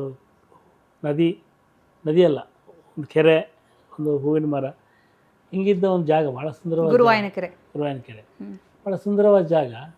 ಅಲ್ಲಿ ಕೂತ್ಕೊಂಡು ಏನು ಮಾಡೋದಂದರೆ ಓದೋದು. ಯಾರನ್ನಾರು ಮುಖ್ಯವಾಗಿ ಕುಮಾರವ್ಯಾಸ ಮತ್ತು ಕುವೆಂಪು ನಮ್ಮ ಅಣ್ಣ ಓದ್ತಾಯಿದ್ರು, ಓದೋದು. ಸೊ ಅವರೇನೋ ಬರೆದಿರ್ತಾರೆ, ನಮ್ಮ ಮನಸ್ಸಿಗೆ ಏನು ತೋಚಿದ ಅದನ್ನು ನಾವು ಬರಿತಾ ಇದ್ವಿ. ಸೊ ಹೀಗೆ ಅದೊಂದು ಏನು ನಾನು ಹೇಳಿದ್ನಲ್ಲ, ಜೀವನವನ್ನು ಸುಂದರಗೊಳಿಸೋದು. ಸೊ ನನ್ನ ಜೀವನವನ್ನು ಅದು ಸುಂದರಗೊಳಿಸುತ್ತಂದೇ ಗೊತ್ತಾಯಿತು. ಅಂದರೆ ಈ ಮನಸ್ಸಲ್ಲಿ ಅನಿಸಿದ್ದನ್ನು ಎಕ್ಸಾಕ್ಟಾಗಿ ವರ್ಡಿಗೆ ಕ್ರಿಯೇಟ್ ಮಾಡೋದಿದೆಯಲ್ಲ, I can create a world ಅಂತ ಗೊತ್ತಾಯಿತು. ಒಂದು ಹೊಸ ಜಗತ್ತನ್ನು ನಾನು ಸೃಷ್ಟಿ ಮಾಡಬಲ್ಲೆ. ಆ ಜಗತ್ತು ಇನ್ನೊಬ್ರಿಗೆ ಇಷ್ಟ ಆಗುತ್ತೆ. ಆ ಜಗತ್ತು ಇನ್ನೊಬ್ಬರ ಒಳಗೂ ಇದೆ. ಅದು ಈಗ ನನ್ನ ಒಂದು ಪುಸ್ತಕ ಇದೆ, ಗುರುವಾಯನ ಕೆರೆ ಅಂತ. ಆ ಗುರುವಾಯನ ಕೆರೆ ಇದೆಯಲ್ಲ, ಅದು ನಾನು ಯಾರು ಗುರುವಾಯನ ಕೆರೆಗೆ ಹೋದರೂ ನಾನು ಬರೆದಿರೋ ಗುರುವಾಯನ ಕೆರೆ ಸಿಗಲ್ಲ. ಓಕೆ. ಸೊ ನಾನು ಬರೆದಿರೋ ಗುರುವಾಯನ ಕೆರೆಯಲ್ಲಿ ನಡೆಯುವ ಸಂಗತಿಗಳೇ ಬೇರೆ. ಅಲ್ಲಿ ಒಂದು 30 ವರ್ಷದ ಗುರುವಾಯನ ಕೆರೆ ಇದೆ, ಅದೊಂದು 100 ಪುಟದ ಪುಸ್ತಕದಲ್ಲಿ. ಸೊ ಬಟ್ ಅದನ್ನು ಅಲ್ಲಿಗೆ ಹೋದವರೆಲ್ಲ ಗುರುವಾಯನ ಕೆರೆ ಅಂತ ಹೇಳ್ತಾರೆ. ಅಂದರೆ ಗುರುವಾಯನ ಕೆರೆ ಅವರಿಗೆ ಈ ಘಟನೆಗಳ ಮೂಲಕ ಜ್ಞಾಪಕ ಆಗುತ್ತೆ. ಅಲ್ಲಿ ಯಾವುದೋ ಜಾಗ ಹುಡ್ಕೊಂಡು ಹೋಗ್ತಾರೆ. ಸೊ ಹೀಗೆ ಇನ್ನೊಬ್ಬರ ಮನಸ್ಸಲ್ಲಿ ಒಂದು ಊರನ್ನು ಸೃಷ್ಟಿ ಮಾಡೋದಿದೆಯಲ್ಲ, ಇಟ್ಸ್ ಎ ಗ್ರೇಟ್ ಹ್ಯಾಪಿನೆಸ್ ಮತ್ತು ದೊಡ್ಡ ಕೌಶಲ್ಯವೂ ಕೂಡ. ಆ ಸ್ಕಿಲ್ ನಿಮಗಿದೆ Jogi sir. Skill is different. But ನನಗೆ ಅಂದರೆ ನನಗೆ ಗೊತ್ತಿರಲ್ಲ ಸ್ಕಿಲ್ ಇದೆ ಅಂತ. ಬಟ್ ನಮಗೆ ಗೊತ್ತಾಗುತ್ತೆ, ನನಗೆ ಸಂತೋಷ ಕೊಡುತ್ತೆ. ನಿಮ್ಮ ಪ್ರಕಾರದ ಪ್ರೀತಿ. ಹೌದು, ನನ್ನ ಪ್ರಕಾರದ ಪ್ರೀತಿ. ಓಕೆ ಜೋಗಿ ಸರ್, ಅದೇ ಹೇಳ್ತಾ ಇದ್ರಿ, ಆ ಗುರುವಾಯನ ಕೆರೆ, ಆ ಊರು, ಆ ಜಾಗ, ಮೀ ಟೈಮ್ ಅಂತ ನಾವೀಗ ಎಲ್ಲರೂ ಏನು ಹೊಸದಾಗಿ ಒಂದು ಕೋಟ್ ಮಾಡ್ತಾರೆ ಸೋಷಿಯಲ್ ಮೀಡಿಯಲ್ಲಿ ನೀವು ನೋಡಿರ್ಬೋದು. ನನಗೆ ಸ್ಪೇಸ್ ಬೇಕು, ನನಗೆ ಮೀ ಟೈಮ್ ಬೇಕು, ನಂಗೆ ನಾನೊಬ್ಬರೇ ಕುತ್ಕೋಬೇಕು, ನಾನು ನನ್ನ ಬಗ್ಗೆ ಯೋಚನೆ ಮಾಡಬೇಕು. ಈ ಥರದ ಒಂದು ಹುಡುಕಾಟದಲ್ಲಿ ಎಷ್ಟು ಖರ್ಚು ಮಾಡಿ ಬೇರೆ ಕಡೆ ಹೋಗಿ ಆ ಮೀ ಟೈಮನ್ನು ತಗೊಳ್ತಾರೆ. ಇನ್ನು ಎಷ್ಟೊಂದು ಜನ ಮೀ ಟೈಮ್ ಸ್ಪೇಸ್ ಸಿಗ್ತಾ ಇಲ್ಲ ಅನ್ನೋ ಕಾರಣಕ್ಕೆ ಸಫೋಕೇಟ್ ಆಗಿ, ಆಂಗ್ಸೈಟಿ ಆಗಿ, ಸ್ಟ್ರೆಸ್ ಆಗಿ, ಅನಾರೋಗ್ಯ ಆಗುತ್ತೆ, ಸಮಸ್ಯೆ ಆಗುತ್ತೆ. ಸೊ ಹಾಗಿದ್ದಾಗ ನಿಮಗೆ ಸಹಜವಾಗಿ ಸಿಕ್ಕ ಮೀ ಟೈಮ್ ಅಥವಾ ಸ್ಪೇಸ್ ಇದೆಯಲ್ಲ, ಅದೆಷ್ಟು ಕ್ರಿಯೇಟಿವ್ ಮಾಡ್ತಾ ಅಥವಾ ಅಲ್ಲಿ ಏಕಾಂಗಿತನ ನಿಮ್ಮನ್ನು ಕಾಡಿತ್ತಾ? ನನಗೆ ಏಕಾಂಗಿತನ ಕಾಡಲ್ಲ ಅಂತ ಯಾವತ್ತು. ಈಗ ನನಗೆ ಸಾಮಾನ್ಯವಾಗಿ ಏನಾಗಿರುತ್ತೆ ಅಂದರೆ, ಯಾವುದೋ ಬಸ್ಸಿಗೆ ಕಾಯ್ತಾ ಇರ್ತೀವಿ, ಆ ಬಸ್ ಬರೋದು ಲೇಟ್ ಆಗಿಬಿಟ್ರೆ ಭಾಳ ಚಡಪಡಿಕೆ ಶುರು ಆಗುತ್ತೆ. ಬಟ್ ನನಗೆ ಏನಾಗಲ್ಲ, ಐ ವಿಲ್ ಬಿ ಹ್ಯಾಪಿ. ಈಗ ನಾನು ಈ ಕೇಳಿದರೆ ಬೈತಾರೆ, ನಾನು ಆಫೀಸಿಗೆ ಹೋಗೋದಕ್ಕೆ ಇಲ್ಲಿಂದ ನಮ್ಮ ಮನೆಯಿಂದ ಅರ್ಧ ಗಂಟೆ ಬೇಕು, ಟ್ರಾಫಿಕ್ ಸಿಕ್ಕಿ ಅದು 1.5 ಗಂಟೆ ಆದರೆ ನಂಗೆ ಖುಷಿ ಆಗುತ್ತೆ. 1.5 ಗಂಟೆ ನನ್ನೊಟ್ಟಿಗೆ ನಾನು ಇರ್ತೀನಲ್ಲ. ಸಿಕ್ಕ ಟೈಮ್ ಎಲ್ಲ ನಿಮ್ಮ ಟೈಮ್, ನಮ್ಮ ಟೈಮ್. ಅಂದರೆ ಇಲ್ದಿದ್ರೆ ಬೇರೆ ವಿಷಯ, ಮೀಟಿಂಗ್ ಎಲ್ಲ ಇದ್ದರೆ ಹೋಗಲೇಬೇಕು, ಅದೊಂದು ಟೆನ್ಷನ್ ಇರುತ್ತೆ. ಅದರ್ವೈಸ್ ರೆಗ್ಯುಲರ್ ಆಗಿದ್ದರೆ ನನಗೆ ಅದು ಭಾಳ ಒಳ್ಳೆ ಟೈಮ್. ಟ್ರೈನಲ್ಲಿ ಒಬ್ಬನೇ ಹೋಗೋದು ಭಾಳ ಇಷ್ಟ. ಆಮೇಲೆ ಏರ್ಪೋರ್ಟಲ್ಲಿ 3-4 ಗಂಟೆ ಕಾಯೋ ಟೈಮ್ ಇರುತ್ತಲ್ಲ, ಅದು ಭಾಳ ಚೆನ್ನಾಗಿರುತ್ತೆ, ಭಾಳ ಇಷ್ಟ ಆಗುತ್ತೆ.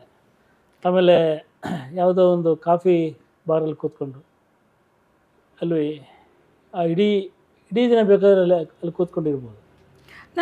ಅದನ್ನು ನಾನು ಅಬ್ಸರ್ವ್ ಮಾಡಿ ನಿಮ್ಮ ಜೊತೆಗೆ ಇದ್ದಾಗ ನಾನು ನೋಡ್ತಾ ಇದ್ದೆ. ಅಂದರೆ ನೀವೆಲ್ಲರ ಜೊತೆಗೆ ಮಿಂಗಲ್ ಆಗ್ತೀರಾ, ಖುಷಿಯಾಗಿ ಓಡಾಡ್ಕೊಂಡು ಮಾತಾಡ್ಕೊಂಡು ಎಲ್ಲ ಇರ್ತೀರಾ. ಸ್ವಲ್ಪ ಏನಾದರೂ ನಿಮ್ಗೆ ಅದು ಆಸಕ್ತಿ ಇಲ್ದಿರೋ ವಿಚಾರನೋ ಅಥವಾ ಏನೋ ಒಂದು ಪ್ಲೇಸ್ಗೆ ನೀವು ವಿಸಿಟ್ ಮಾಡೋದು ಬೇಡ ಅಂತ ಅನಿಸುತ್ತೋ ಅಂದರೆ ತಕ್ಷಣ ನಾನು ಸ್ವಲ್ಪ ನನ್ನ ಸ್ಪೇಸ್ ಎಂಜಾಯ್ ಮಾಡ್ತೀನಿ ಅಂತ ಹೇಳ್ಬಿಟ್ಟು ನೀವು ಸ್ವಲ್ಪ ಈ ಕಡೆ ಬರ್ತೀರಾ. ಅದು ಬಹುಶಃ ತುಂಬ ಜನಕ್ಕೆ ಝೋನ್ ಔಟ್ ಅಂತ ಅನ್ನಿಸ್ಬೋದು. ಬಟ್ ನಾನು ಅಬ್ಸರ್ವ್ ಮಾಡಿದ ಪ್ರಕಾರ ಝೋನ್ ಔಟ್ ಅಲ್ಲ ಅದು. Will be happy. ಆ ಟೈಮಲ್ಲಿ ನೀವು ತುಂಬ ಖುಷಿಯಾಗಿ ಏನೋ ಒಂದು ಕ್ರಿಯೇಟಿವ್ ಆಗಿ ಥಿಂಕ್ ಮಾಡ್ತಿರ್ತೀರಾ ಅಂತ ಅನ್ಸುತ್ತೆ. ಸೊ ಇದು ಯಾಕೆ ಹೀಗಾಗುತ್ತೆ ಅಂದರೆ ನಿಮಗೆ ಜನಗಳು ತುಂಬ ಹೊತ್ತು ಒಟ್ಟಿಗೆ ಇದ್ದರೆ ಕಷ್ಟ ಆಗುತ್ತಾ, ಅಥವಾ ನಿಮ್ಗೆ ಆಸಕ್ತಿ ಇಲ್ಲದೆ ಇರೋದಕ್ಕೆ ಅಡ್ಜಸ್ಟ್ ಆಗೋದು ಕಷ್ಟ ಆಗುತ್ತಾ? ಪ್ರತಿಯೊಬ್ಬ ವ್ಯಕ್ತಿಯಲ್ಲೂ ಈ ಒಂದು ವಿಚಾರಗಳಿದೆ. ಈಗ ನನ್ನ ಹತ್ರನೂ ಇದೆ, ನನಗೂ ಹಂಗೆ ಅನ್ಸುತ್ತೆ. ತುಂಬ ಸಲ ತುಂಬ ಜನರ ಜೊತೆಗೆ ಇದ್ದು ಸ್ವಲ್ಪ ನನಗೆ ನಾನು ಒಬ್ಬಳೇ ಇರೋ ಪ್ಲೇಸ್ ಬೇಕು ಅಂತ ಫೀಲ್ ಆಗುತ್ತೆ. ಹಾಗಾದ್ರೆ ನಾವು ದುಃಖಿಗಳಾಗಿರಲ್ಲ ಅದು. ಇಲ್ಲಿ ನನಗೇನಾಗಿರುತ್ತೆ ಅಂದರೆ ವಿಚಾರಗಳ ಕಾನ್ಫ್ಲಿಕ್ಟ್ ಇದೆಯಲ್ಲ, ಈಗ ಅಲ್ಲಿ ಯಾರು ಅಂದರೆ ಮಾತಾಡ್ತಿದ್ದಾಗ ಒಂದು ಚರ್ಚೆ ಶುರು ಆಗುತ್ತೆ. ಆ ಚರ್ಚೆಯಲ್ಲಿ ನನಗೆ ಆಸಕ್ತಿ ಇರಲ್ಲ. ಅಂದರೆ ಈಗ ಯಾರೋ ಬಂದು ಪಾಲಿಟಿಕ್ಸ್ ಬಗ್ಗೆ ಮಾತಾಡ್ತಾರೆ.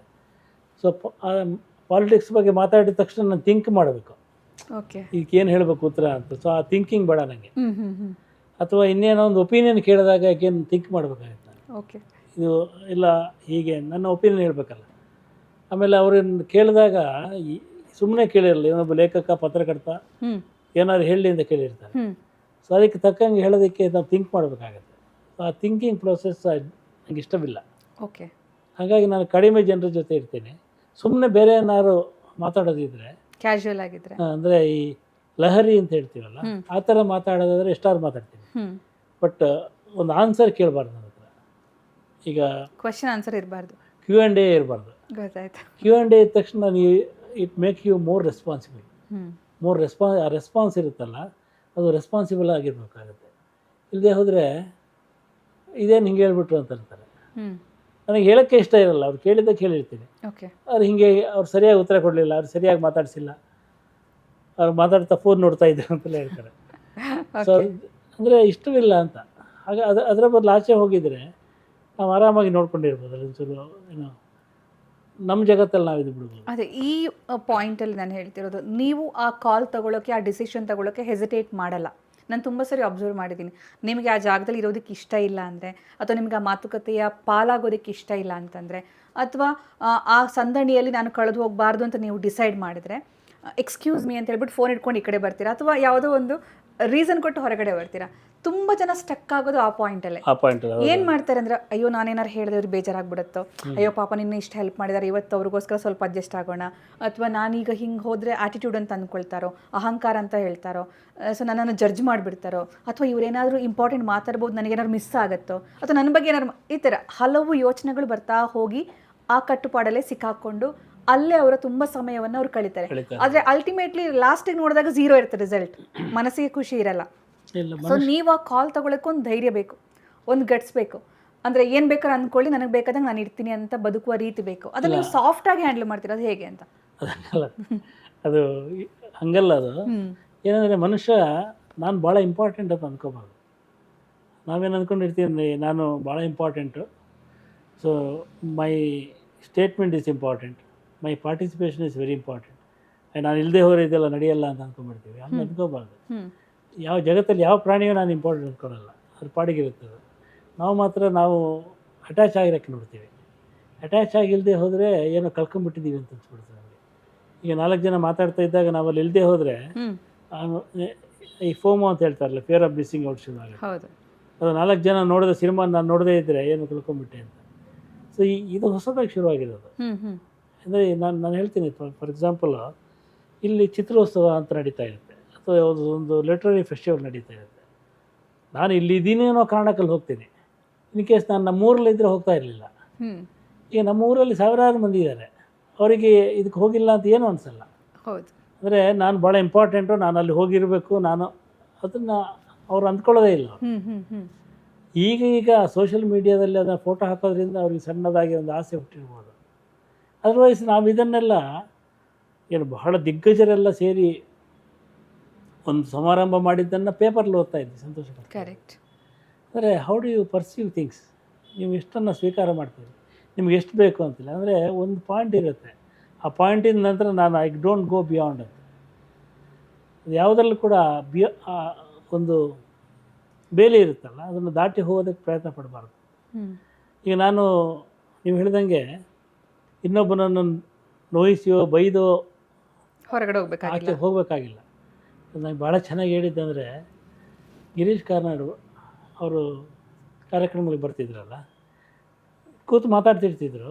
ಆಮೇಲೆ ಒಂದು ಕ್ಷಣ ನೋಡಿದ್ರೆ ಇರ್ತಾ ಇರಲಿಲ್ಲ, ಅವ್ರು ಹೊರಟೋಗಿರ್ತಿದ್ರು, ಯಾರಿಗೂ ಹೇಳ್ತಾ ಇರಲಿಲ್ಲ, ಏನೂ ಹೇಳ್ತಾ ಇರಲಿಲ್ಲ. ಅವ್ರು ತಕ್ಷಣ ಮಾಯ ಆಗಿಬಿಡ್ತಿದ್ರು. ನಾನು ಅವರಿಂದ ಆ ವಿಚಾರವನ್ನು ಬಹಳ ಬಹಳ ಕಲ್ತಿದ್ದೀನಿ. ಅವ್ರು ಹೇಳ್ತಾ ಇದ್ರು, ನನಗೆ ಇಷ್ಟ ಆಗ ಅಲ್ಲಿ ಒಂದು ಪಾಯಿಂಟ್ ತನಕ ಹೇಳ್ತೀನಿ, ಡೋಂಟ್ ಗಿವ್ ಮಿ ಇಂಪಾರ್ಟೆನ್ಸ್ ಅಂತ. ಓಕೆ. ಇಲ್ಲ ಅವರಿದ್ದಾರೆ, ಅವ್ರು ನೋಡ್ಕೋಬೇಕು, ಆ ಥರದ್ದು ಭಾವನೆಯನ್ನು ಮತ್ತೊಬ್ಬರಲ್ಲಿ ಹುಟ್ಟಿಸಬಾರ್ದು. ಆ್ಯಕ್ಚುಲಿ ತುಂಬ ಬ್ಯೂಟಿಫುಲ್ಲಾಗಿ ಹೇಳಿದ್ರಿ ನೀವು. ಯಾಕೆ ಅಂತಂದರೆ ನಾವು ಏನು ಅಂದ್ಕೋತೀವಿ ಅಂದರೆ ನಮಗೆ ಇಂಪಾರ್ಟೆನ್ಸ್ ಬೇರೆಯವ್ರು ಕೊಡಲಿ, ನಾವು ಇಂಪಾರ್ಟೆಂಟ್ ಅಂತಲ್ಲಿ ಫೀಲ್ ಆಗಬೇಕು ಅಂತ, ಅಥವಾ ನೀವು ಇಂಪಾರ್ಟೆಂಟ್, ನೀವು ಇರಿ, ಈ ಥರದ ಒಂದು ಇಂಪಾರ್ಟೆನ್ಸನ್ನು ಒಂದು ನಮಗೆ ಕೊಟ್ಟಿರ್ತೀವಿ, ಇಲ್ಲ ಬೇರೆಯವ್ರಿಗೆ ಕೊಟ್ಟಿರ್ತೀವಿ. ಸೊ ಅದು ಎರಡೂ ಕೊಡದಿದ್ರೆ ಲೈಫ್ ಆರಾಮಾಗಿರುತ್ತೆ ಅಂತ. ಇಲ್ಲಿ ಯಾರೂ ಮುಖ್ಯರಲ್ಲ, ಯಾರೂ ಅಮುಖ್ಯರಲ್ಲ, ಹಂಗೆ. ಈಗ ನಾನು ನಿಮಗೆ ಇಂಪಾರ್ಟೆನ್ಸ್ ಕೊಟ್ಟರು ನಾನು ನಿಮ್ಮ ಜೊತೆಗೆ ಇರಬೇಕಾಗತ್ತೆ, ನೀವು ನನಗೆ ನಾನು ಇಂಪಾರ್ಟೆನ್ಸ್ ಕೊಟ್ಟರು ನಾನು ಅಲ್ಲಿ ಇರಬೇಕಾಗತ್ತೆ. ಸೊ ಅದೆರಡನ್ನೂ ಬಿಟ್ಟು ಹಾಕಿ ನಾವು ಬದುಕಿದಾಗ ತುಂಬ ಸರಳವಾಗಿರುತ್ತೆ. ಸೊ ಸಿಂಪಲ್ ಆಗಿ ಬದುಕೋದನ್ನ ಕಲಿಬೇಕು. ಆಮೇಲೆ ಯಾರೇನೋ ಅನ್ಕೋತಾರೆ ಅಂತ ಇರುತ್ತಲ್ಲ, ಅದು ಯಾರು ಏನು ಅನ್ಕೊಂಡಿರಲ್ಲ. ಅದು ಇವಾಗ ಜಾಸ್ತಿ ಓಡಾಡ್ತಿರೋ ಮಾತೇ ಅದು, ಆ 4 ಜನ ಯಾರು ಅಂತ. 4 ಜನ ಯಾರು? 4 ಜನ ಏನೋ ಹೇಳ್ತಾರೆ, 4 ಜನ ಏನೋ ಥಿಂಕ್ ಮಾಡ್ತಾರೆ, 4 ಜನ ಆಡ್ಕೋತಾರೆ. ಆ 4 ಜನ ಯಾರು? ಜೋಗಿ ಸರ್ ಪ್ರಕಾರ ಯಾರು ಆ 4 ಜನ?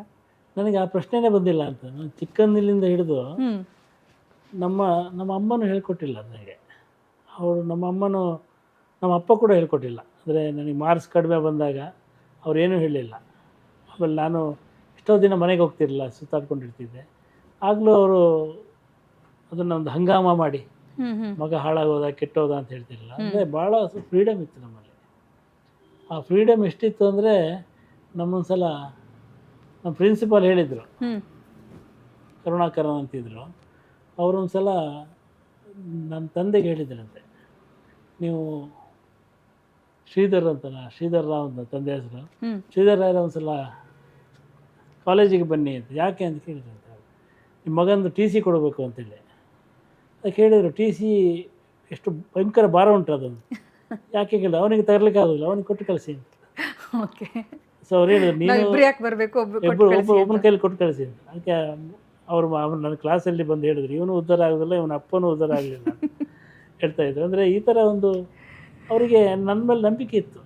ಇವತ್ತು ನಮಗೆ ಮುಖ್ಯವಾಗಿ ಏನಂದರೆ ಮಕ್ಕಳ ಮೇಲೆ ನಂಬಿಕೆ ಹೊರಟೋಗಿದೆ. ನಾವೇ ಅವ್ರನ್ನ ಪ್ರೊಟೆಕ್ಟ್ ಮಾಡಿ ನಾವೇ ನೋಡ್ಕೋಬೇಕು, ಅವ್ರನ್ನ ನಾವೇ ಒಂದು ಸಂಪಾದನೆ ಮಾಡಿ ಇಡಬೇಕು. ನಾನು ಒಂದು ಲೇಖನ ಬರೆದಿದ್ದೆ, ಯಾವ ಗುಬ್ಬಜ್ಜಿ ಕೂಡ ತನ್ನ ಮರಿಗೋಸ್ಕರ ಇನ್ನೊಂದು ಗೂಡು ಕಟ್ಟಲ್ಲ, ತನಗೊಂದು ಗೂಡು ಕಟ್ಟಿ ಅಲ್ಲಿ ಮರಿ ಮಾಡುತ್ತೆ. ಆಮೇಲೆ ಪಕ್ಕದ ಕೊಂಬೆಯಲ್ಲಿ ಈ ಗೂಡು ಈ ಮರಿಗೆ, ಈ ಗೂಡು ಈ ಮರಿಗೆ ಅಂತ ಕಟ್ಟಲ್ಲ. ಯಾಕಂದರೆ ಅದಕ್ಕೆ ಮರಿ ಮೇಲೆ ನಂಬಿಕೆ ಇದೆ. ನಮಗೆ ನಂಬಿಕೆ ಇಲ್ಲ. ನಾವು ಅದಕ್ಕೆ ಈ ಮನೆ ಮಗನಿಗೆ, ಈ ಮನೆ ಮಗಳಿಗೆ, ಈ ಆಸ್ತಿ ಅವಳಿಗೆ ಅಂತ ಇಟ್ಟಿರ್ತೀವಿ. ಅಂದರೆ ಆ ಜೀವದಲ್ಲಿ ನಂಬಿಕೆ ಇರಬೇಕಲ್ಲ. ಅವ್ರು ದುಡಿಯಬಲ್ಲರು, ಅವರು ಬಾಳಬಲ್ಲರು.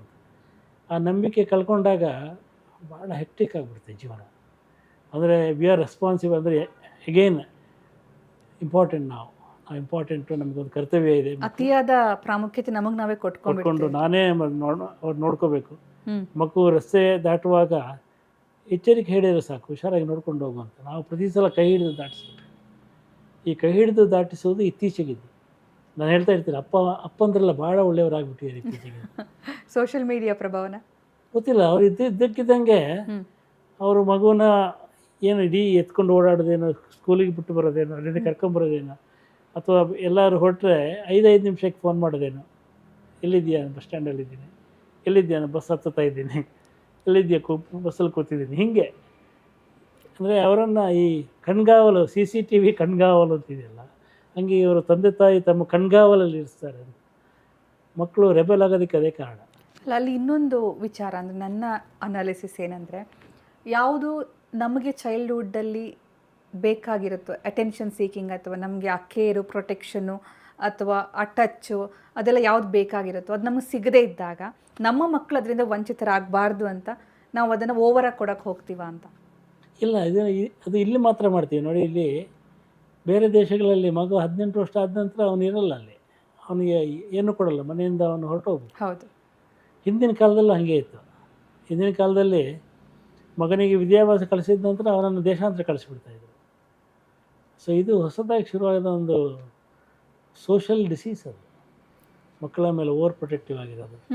ಯಾಕಂದ್ರೆ ಈಗ ಮಕ್ಕಳು ಈಗಿನ ಜನ್ರೇಷನಲ್ಲಿ ಮಕ್ಕಳು ತುಂಬಾ ಮಕ್ಕಳು ನಂಗೆ ಆ ಕಾಲೇಜ್ ಬೇಕು, ನಂಗೆ ಅದು ಬೇಕು, ಇದು ಬೇಕಂತ ಕೇಳಕ್ ಹೋಗೋದೇ ಇಲ್ಲ. ಅವ್ರು ಕೇಳೋಕ್ಕಿಂತ ಮುಂಚೆನೆ ತಂದೆ ತಾಯಿನೇ ಅವರಿಗೆ ಬೆಸ್ಟ್ ಏನ್ ಬೇಕಾಗತ್ತೆ, ಬೆಸ್ಟ್ ಏನ್ ಮಾಡ್ಬೇಕಾಗತ್ತೆ ಇವರೇ ಡಿಸೈಡ್ ಮಾಡಿ, ಇವರೇ ಹೋರಾಟ ಮಾಡಿ, ಸಾಲ ಸೋಲ ಮಾಡಿ, ಏನೋ ಒಂದು ಮಾಡಿ ಮಕ್ಕಳಿಗೆ ಅದನ್ನ ಕೊಟ್ಬಿಡ್ತಾರೆ. ಅಂದ್ರೆ ಕೇಳೋಕ್ಕಿಂತ ಮುಂಚೆನೆ ಕೊಟ್ಬಿಡ್ತಾರೆ. ಸೊ ಇದು ಯಾವ ಕಾರಣಕ್ಕಾಗತ್ತೆ ಅಂತ, ಈ ತರದ ಒಂದು ಸೈಕಾಲಜಿ ಯಾಕೆ ಬಿಲ್ಡ್ ಆಗುತ್ತೆ ತಂದೆ ತಾಯಿಯಲ್ಲಿ? ನೀವು ಲವ್ ಅಂತ ಹೇಳಿದಾಗ ಇಲ್ಲೊಂದು ಪಾಯಿಂಟ್ ಇದೆ. ಈ ತಂದೆ ತಾಯಿ ಏನು ಕೊಡ್ಬೋದು ಅವರಿಗೆ ಅಂದರೆ, which money can buy the best school, heavy fees ಕೊಟ್ಟು ಸ್ಕೂಲ್ ಕೊಡ್ಬೋದು, ಒಂದು ದುಡ್ಡು ಕೊಟ್ಟು ಕಾರ್ ಕೊಡಿಸ್ಬೋದು, ಒಂದು ಒಳ್ಳೆಯ ಮನೆ ಕೊಡಿಸ್ಬೋದು, ಬಟ್ ಪ್ರೀತಿ ಕೊಡ್ಸೋಕ್ಕಾಗಲ್ಲ. ಆಮೇಲೆ ಅವರು ತನ್ನ ಸಂಗಾತಿ ಜೊತೆ ತಾವೇ ಸ್ವಂತವಾಗಿ ಬಾಳ್ವೆ ಮಾಡಬೇಕು.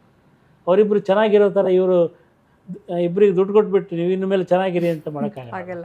ದೇ ಕಾಂಟ್ ಏನೋ ಒಂದು ಪ್ಯಾಕೇಜ್ ಲೈಫ್ ಕೊಡೋಕ್ಕಾಗಲ್ಲ ಅಲ್ವಾ? ಒನ್ ಪಾರ್ಟ್ ಕೊಡ್ಬೋದು ಅಷ್ಟೇ. ಅಂದರೆ they can give them a home, but home life ಕೊಡೋಕ್ಕಾಗಲ್ಲ, ಹೋಮ್ಲಿ ಲೈಫ್ ಕೊಡೋಕ್ಕಾಗಲ್ಲ. ನೀವಿಷ್ಟೇ ಪ್ರೊಟೆಕ್ಟಿವ್ ಫಾದರ ಅಥವಾ ನೀವು ಹೇಗೆ ತಂದೆಯಾಗಿ ಜೋಗಿಯವರು? ನಾನು ನಾಟ್ ಎಟ್ ಆಲ್ ಪ್ರೊಟೆಕ್ಟಿವ್ ಅಂದರೆ I care for her and I most of the times decision is hers. ಈಗ ಅವಳು ಎಲ್ಲಿ ಹೋಗಬೇಕು, ಏನು ಮಾಡಬೇಕು ಅಂತ ಹೇಳಿದರೆ ಅವಳ ನಿರ್ಧಾರ, ಓದು ಅವಳ ನಿರ್ಧಾರ, ಉದ್ಯೋಗ ಅವಳ ನಿರ್ಧಾರ, ಆಹಾರ ಅವಳ ನಿರ್ಧಾರ, ಮದುವೆ ಅವಳ ನಿರ್ಧಾರ. ಹಿಂಗಿದೆ ನಾನು ಯಾವುದ್ರಲ್ಲೂ ತಲೆ ಹಾಕಲ್ಲ. ಅಂದರೆ I don't expect her to give me happiness. ಅಂದರೆ ನಾವೇನು ಕೊಟ್ಟಿರ್ತೀವಿ ಅಂದರೆ, ನಾವು ಇಷ್ಟೆಲ್ಲ ಮಾಡಿದ್ದೀವಿ ಅವಳು ನನಗೆ ಸಂತೋಷ ಕೊಡಬೇಕು ಅಂತ. ಅಂದರೆ ಹೆಂಗೆ ಸಂತೋಷ ಕೊಡಬೇಕಂದ್ರೆ ನನ್ನ ಅಧೀನದಲ್ಲಿರೋ ಮೂಲಕ ಅಂತ. ನಾವು ಸಂತೋಷ ಅಂದರೆ ಏನು ಕೊಟ್ಟಿದ್ದೀವಿ ಅಂದರೆ, ನಾನು ಹೇಳ್ದಂಗೆ ನೀವು ಕೇಳಿದರೆ I am very happy. So ಅದೆಲ್ಲ ಸಂತೋಷ. ಅಂದರೆ ನಾನು ಹೇಳ್ದಂಗೆ ಯಾರು ಕೇಳಿದರೆ ನಾನು ಹ್ಯಾಪಿ ಆಗಿರ್ತೀನಿ, ಅವ್ರು ಹ್ಯಾಪಿ ಆಗಿರಲ್ಲ. ಅವ್ರಿಗೊಂದು ಸ್ವಂತ ಮನಸ್ಸು ಅಂತ ಇರುತ್ತೆ, ಸ್ವಂತ ಬುದ್ಧಿ ಅಂತ ಇರುತ್ತೆ. ಹುಟ್ಟುಹಬ್ಬ ಅಂತ ಬಂದಾಗ, ಪ್ರತಿ ವರ್ಷ ಹುಟ್ಟುಹಬ್ಬ ಬಂದಾಗ 20ರ ಆ ಘಟ್ಟದಲ್ಲಿ, 30ರ ಘಟ್ಟದಲ್ಲಿ ಎಲ್ಲ ಒಂದು ಹುಟ್ಟುಹಬ್ಬ ಬಂದಾಗ ಒಂದು ಸಂಭ್ರಮ ಬೇರೆ ಥರನೇ ಇರುತ್ತೆ. 40ರ ಘಟ್ಟಕ್ಕೆ ಬಂದಾಗ ಮತ್ತೊಂದು ರೀತಿ ಆಗುತ್ತೆ, 50ರ ಘಟ್ಟಕ್ಕೆ ಬಂದಾಗ ಇನ್ನೊಂದು ರೀತಿ, 60ರ ಘಟ್ಟಕ್ಕೆ ಬಂದಾಗ ಹುಟ್ಟುಹಬ್ಬ ಅಂತ ಹೇಳ್ಕೊಳ್ಳೋಕ್ಕೂ ಹೋಗೋದಿಲ್ಲ ಕೆಲವೊಂದು ಸಲ. ಸೊ ಆ ವಯಸ್ಸು ಅನ್ನೋದು ಆ ದಶಕದಿಂದ ದಶಕಕ್ಕೆ ಎಷ್ಟು ಚೇಂಜ್ ಮಾಡುತ್ತೆ ಮನಸ್ಥಿತಿಯನ್ನು, ಪರಿಸ್ಥಿತಿಯನ್ನು, ಎಲ್ಲವನ್ನು? ವಯಸ್ಸಿನ ಬಗ್ಗೆ ತುಂಬ ಮಾತಾಡಬೇಕು. ಯಾಕಂದರೆ ನನಗೆ 30 ವರ್ಷ ಆಗೋ ತನಕ ಹುಟ್ಟುಹಬ್ಬನೇ ಇರಲಿಲ್ಲ. ಹುಟ್ಟುಹಬ್ಬ ಕೂಡ ಈಗೇನು ಹೊಸ ಕಲ್ಪನೆ. ನಾವು ಚಿಕ್ಕವನಿದ್ದಾಗ ಬರ್ಡೇ ಅಂತ ಇರಲಿಲ್ಲ. ಹೌದು. ಅಂದರೆ ಯಾವುದು ಭಾರತೀಯ ಸಂಪ್ರದಾಯದಲ್ಲಿ ಇತ್ತು, ನಾಮಕರಣ ಒಂದು, ಅದಾದ ನಂತರ ಒಂದು ಹೆಸರಿಡೋದು, ನಾಮಕರಣ ಅಂತ ಮಾಡ್ತಿದ್ರು. 11ನೇ ದಿನಕ್ಕೆ ಏನು ಶುದ್ಧ ಅಂತ ಮಾಡ್ತಾಯಿದ್ರು. ಆಮೇಲೆ ಒಂದು ನಾಮಕರಣ ಮಾಡ್ತಿದ್ರು. ಅದಾದಮೇಲೆ ಬ್ರಾಹ್ಮಣರಾದ್ರು ಉಪನಯನ ಮಾಡ್ತಾಯಿದ್ರು. ಇಲ್ಲದಿದ್ದರೆ ಬೇರೆದ್ರಲ್ಲಿ ವಿದ್ಯಾಭ್ಯಾಸಕ್ಕೆ ಸೇರ್ತಾಯಿದ್ರು. ಹೀಗೆ ಆನಂತರ ಈ ಲೆಕ್ಕಗಳನ್ನ ಇಡ್ತಾ ಇರಲಿಲ್ಲ, ಇವನು ಯಾವಾಗ ಹುಟ್ಟಿದ ಅಂತ. ಎಷ್ಟೋ ಜನಕ್ಕೆ ಡೇಟ್ ಆಫ್ ಬರ್ತೇ ಗೊತ್ತಿರಲಿಲ್ಲ. ಸೊ ನಮ್ಮ ಸ್ಕೂಲಲ್ಲಿ ಕೂಡ ಒಂದು ಹುಟ್ಟುಹಬ್ಬದ ಆಚರಣೆಗಳಿರಲಿಲ್ಲ ಆಗ. ಹೌದು. ನಾವು ಇವತ್ತು ನನ್ನ ಬರ್ಡೇ ಊಟಕ್ಕೆ ಹೋಗೋಣ ಅದೆಲ್ಲ ನಮ್ಗೆ ಗೊತ್ತೇ ಇಲ್ಲ. ಅದು ಶುರುವಾಗಿದ್ದು ಬಹಳ ಇತ್ತೀಚೆಗೆ. ಅದು ಅಂದರೆ ಅದೊಂದು ಮಾರ್ಕೆಟಿಂಗ್ ಟೆಕ್ನಿಕ್. ಅಂದರೆ somebody will make money out of your birthday ಅಂತ. ಒಂದು ಕೇಕ್ ಶಾಪ್ನವನು, ಒಂದು ಫ್ಲವರ್ ಶಾಪ್ನವನು, ಗಿಫ್ಟ್ ಶಾಪ್ನವರು, ಒಂದು ಆಗ ಮುಂಚೆ ಅಂದರೆ ಈ ಗ್ರೀಟಿಂಗ್ ಕಾರ್ಡ್ ಬರೋದು, ಆ ಗ್ರೀಟಿಂಗ್ ಕಾರ್ಡ್ನವ್ರು ಎಲ್ಲರೂ ಗ್ರೀಟಿಂಗ್ ಕಾರ್ಡ್ ಕೊಡೋದು. ಹೌದು. ಹಿಂಗೆ ಬಂದಿತ್ತು. ಹೀಗಾಗಿ 30 ವರ್ಷ ಹುಟ್ಟುಹಬ್ಬವನ್ನೇ ಆಚರಿಸಲಿಲ್ಲ. ಆನಂತರ ಇಲ್ಲಿಗೆ ಬಂದಾಗ ಮದುವೆ ಆದ ನಂತರ ಹೆಂಡತಿ ಬರ್ಡೇಗೆ ವಿಶ್ ಮಾಡೋಕ್ಕೆ ಶುರು ಮಾಡಿರಲಿಲ್ಲ, ನಾನು ಅವಳ ಬರ್ಡೇಗೆ ವಿಶ್ ಮಾಡಿ. ಹೀಗೆ ಅದನ್ನು ವಿರೋಧಿಸೋಕ್ಕೂ ಆಗಲ್ಲ. ಬೇರೆ ಒಂದು ಸಂತೋಷವನ್ನು ಕಂಡುಕೋಬೇಕು. ಆಗ ಹಳ್ಳಿಲಿದ್ದಾಗ ಬೇರೆ ಸಂತೋಷ ಇರ್ತಾಯಿತ್ತು. ಇಲ್ಲಿ ಈ ಬ್ಯುಸಿ ಶೆಡ್ಯೂಲಲ್ಲಿ ಒಂದು ದಿವಸ ಅವ್ರ ಜೊತೆಗಿರೋಣ, ಒಂದು ದಿವಸ ಹೊರಗಡೆ ಹೋಗೋಣ ಅಂತ ಇರುತ್ತಲ್ಲ, ಹಾಗಿತ್ತು. ಖುಷಿಯಾಗಿರೋದಕ್ಕೆ ಒಂದು ಕಾರಣ ಅಂತ, ಒಂದು ಕಾರಣ ಅಷ್ಟೇ.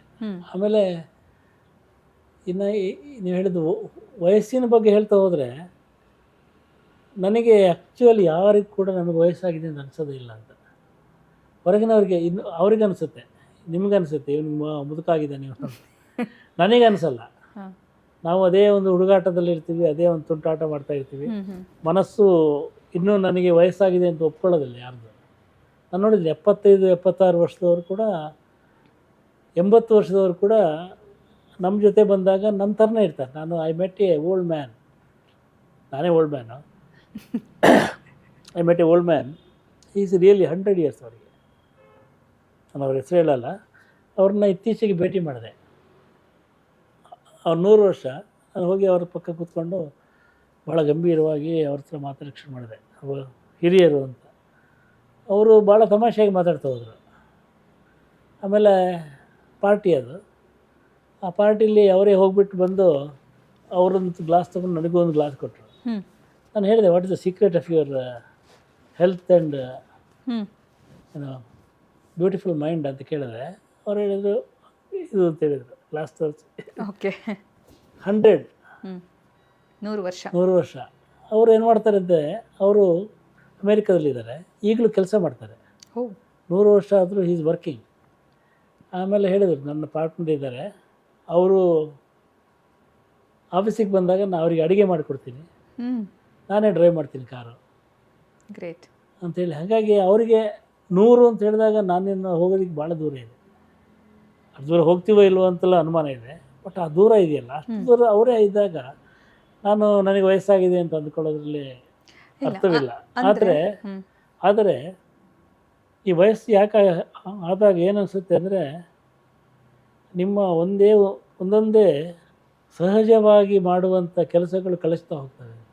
ನಿಮ್ಮ ರಿಯಾಕ್ಷನ್ಸ್ ಇರ್ತಾವಲ್ಲ, ಒಂದು ಸಿನಿಮಾ ನೋಡಿದಾಗ ಅಥವಾ ಒಂದು ಸಂತೋಷದ ಸಂಗತಿಯನ್ನು ನಿಮ್ಗೆ ಕೇಳಿದಾಗ ನಿಮ್ಮ ಪ್ರತಿಕ್ರಿಯೆ ಇರುತ್ತಲ್ಲ, ಅದು ಮಸುಕಾಗ್ತಾ ಹೋಗುತ್ತೆ.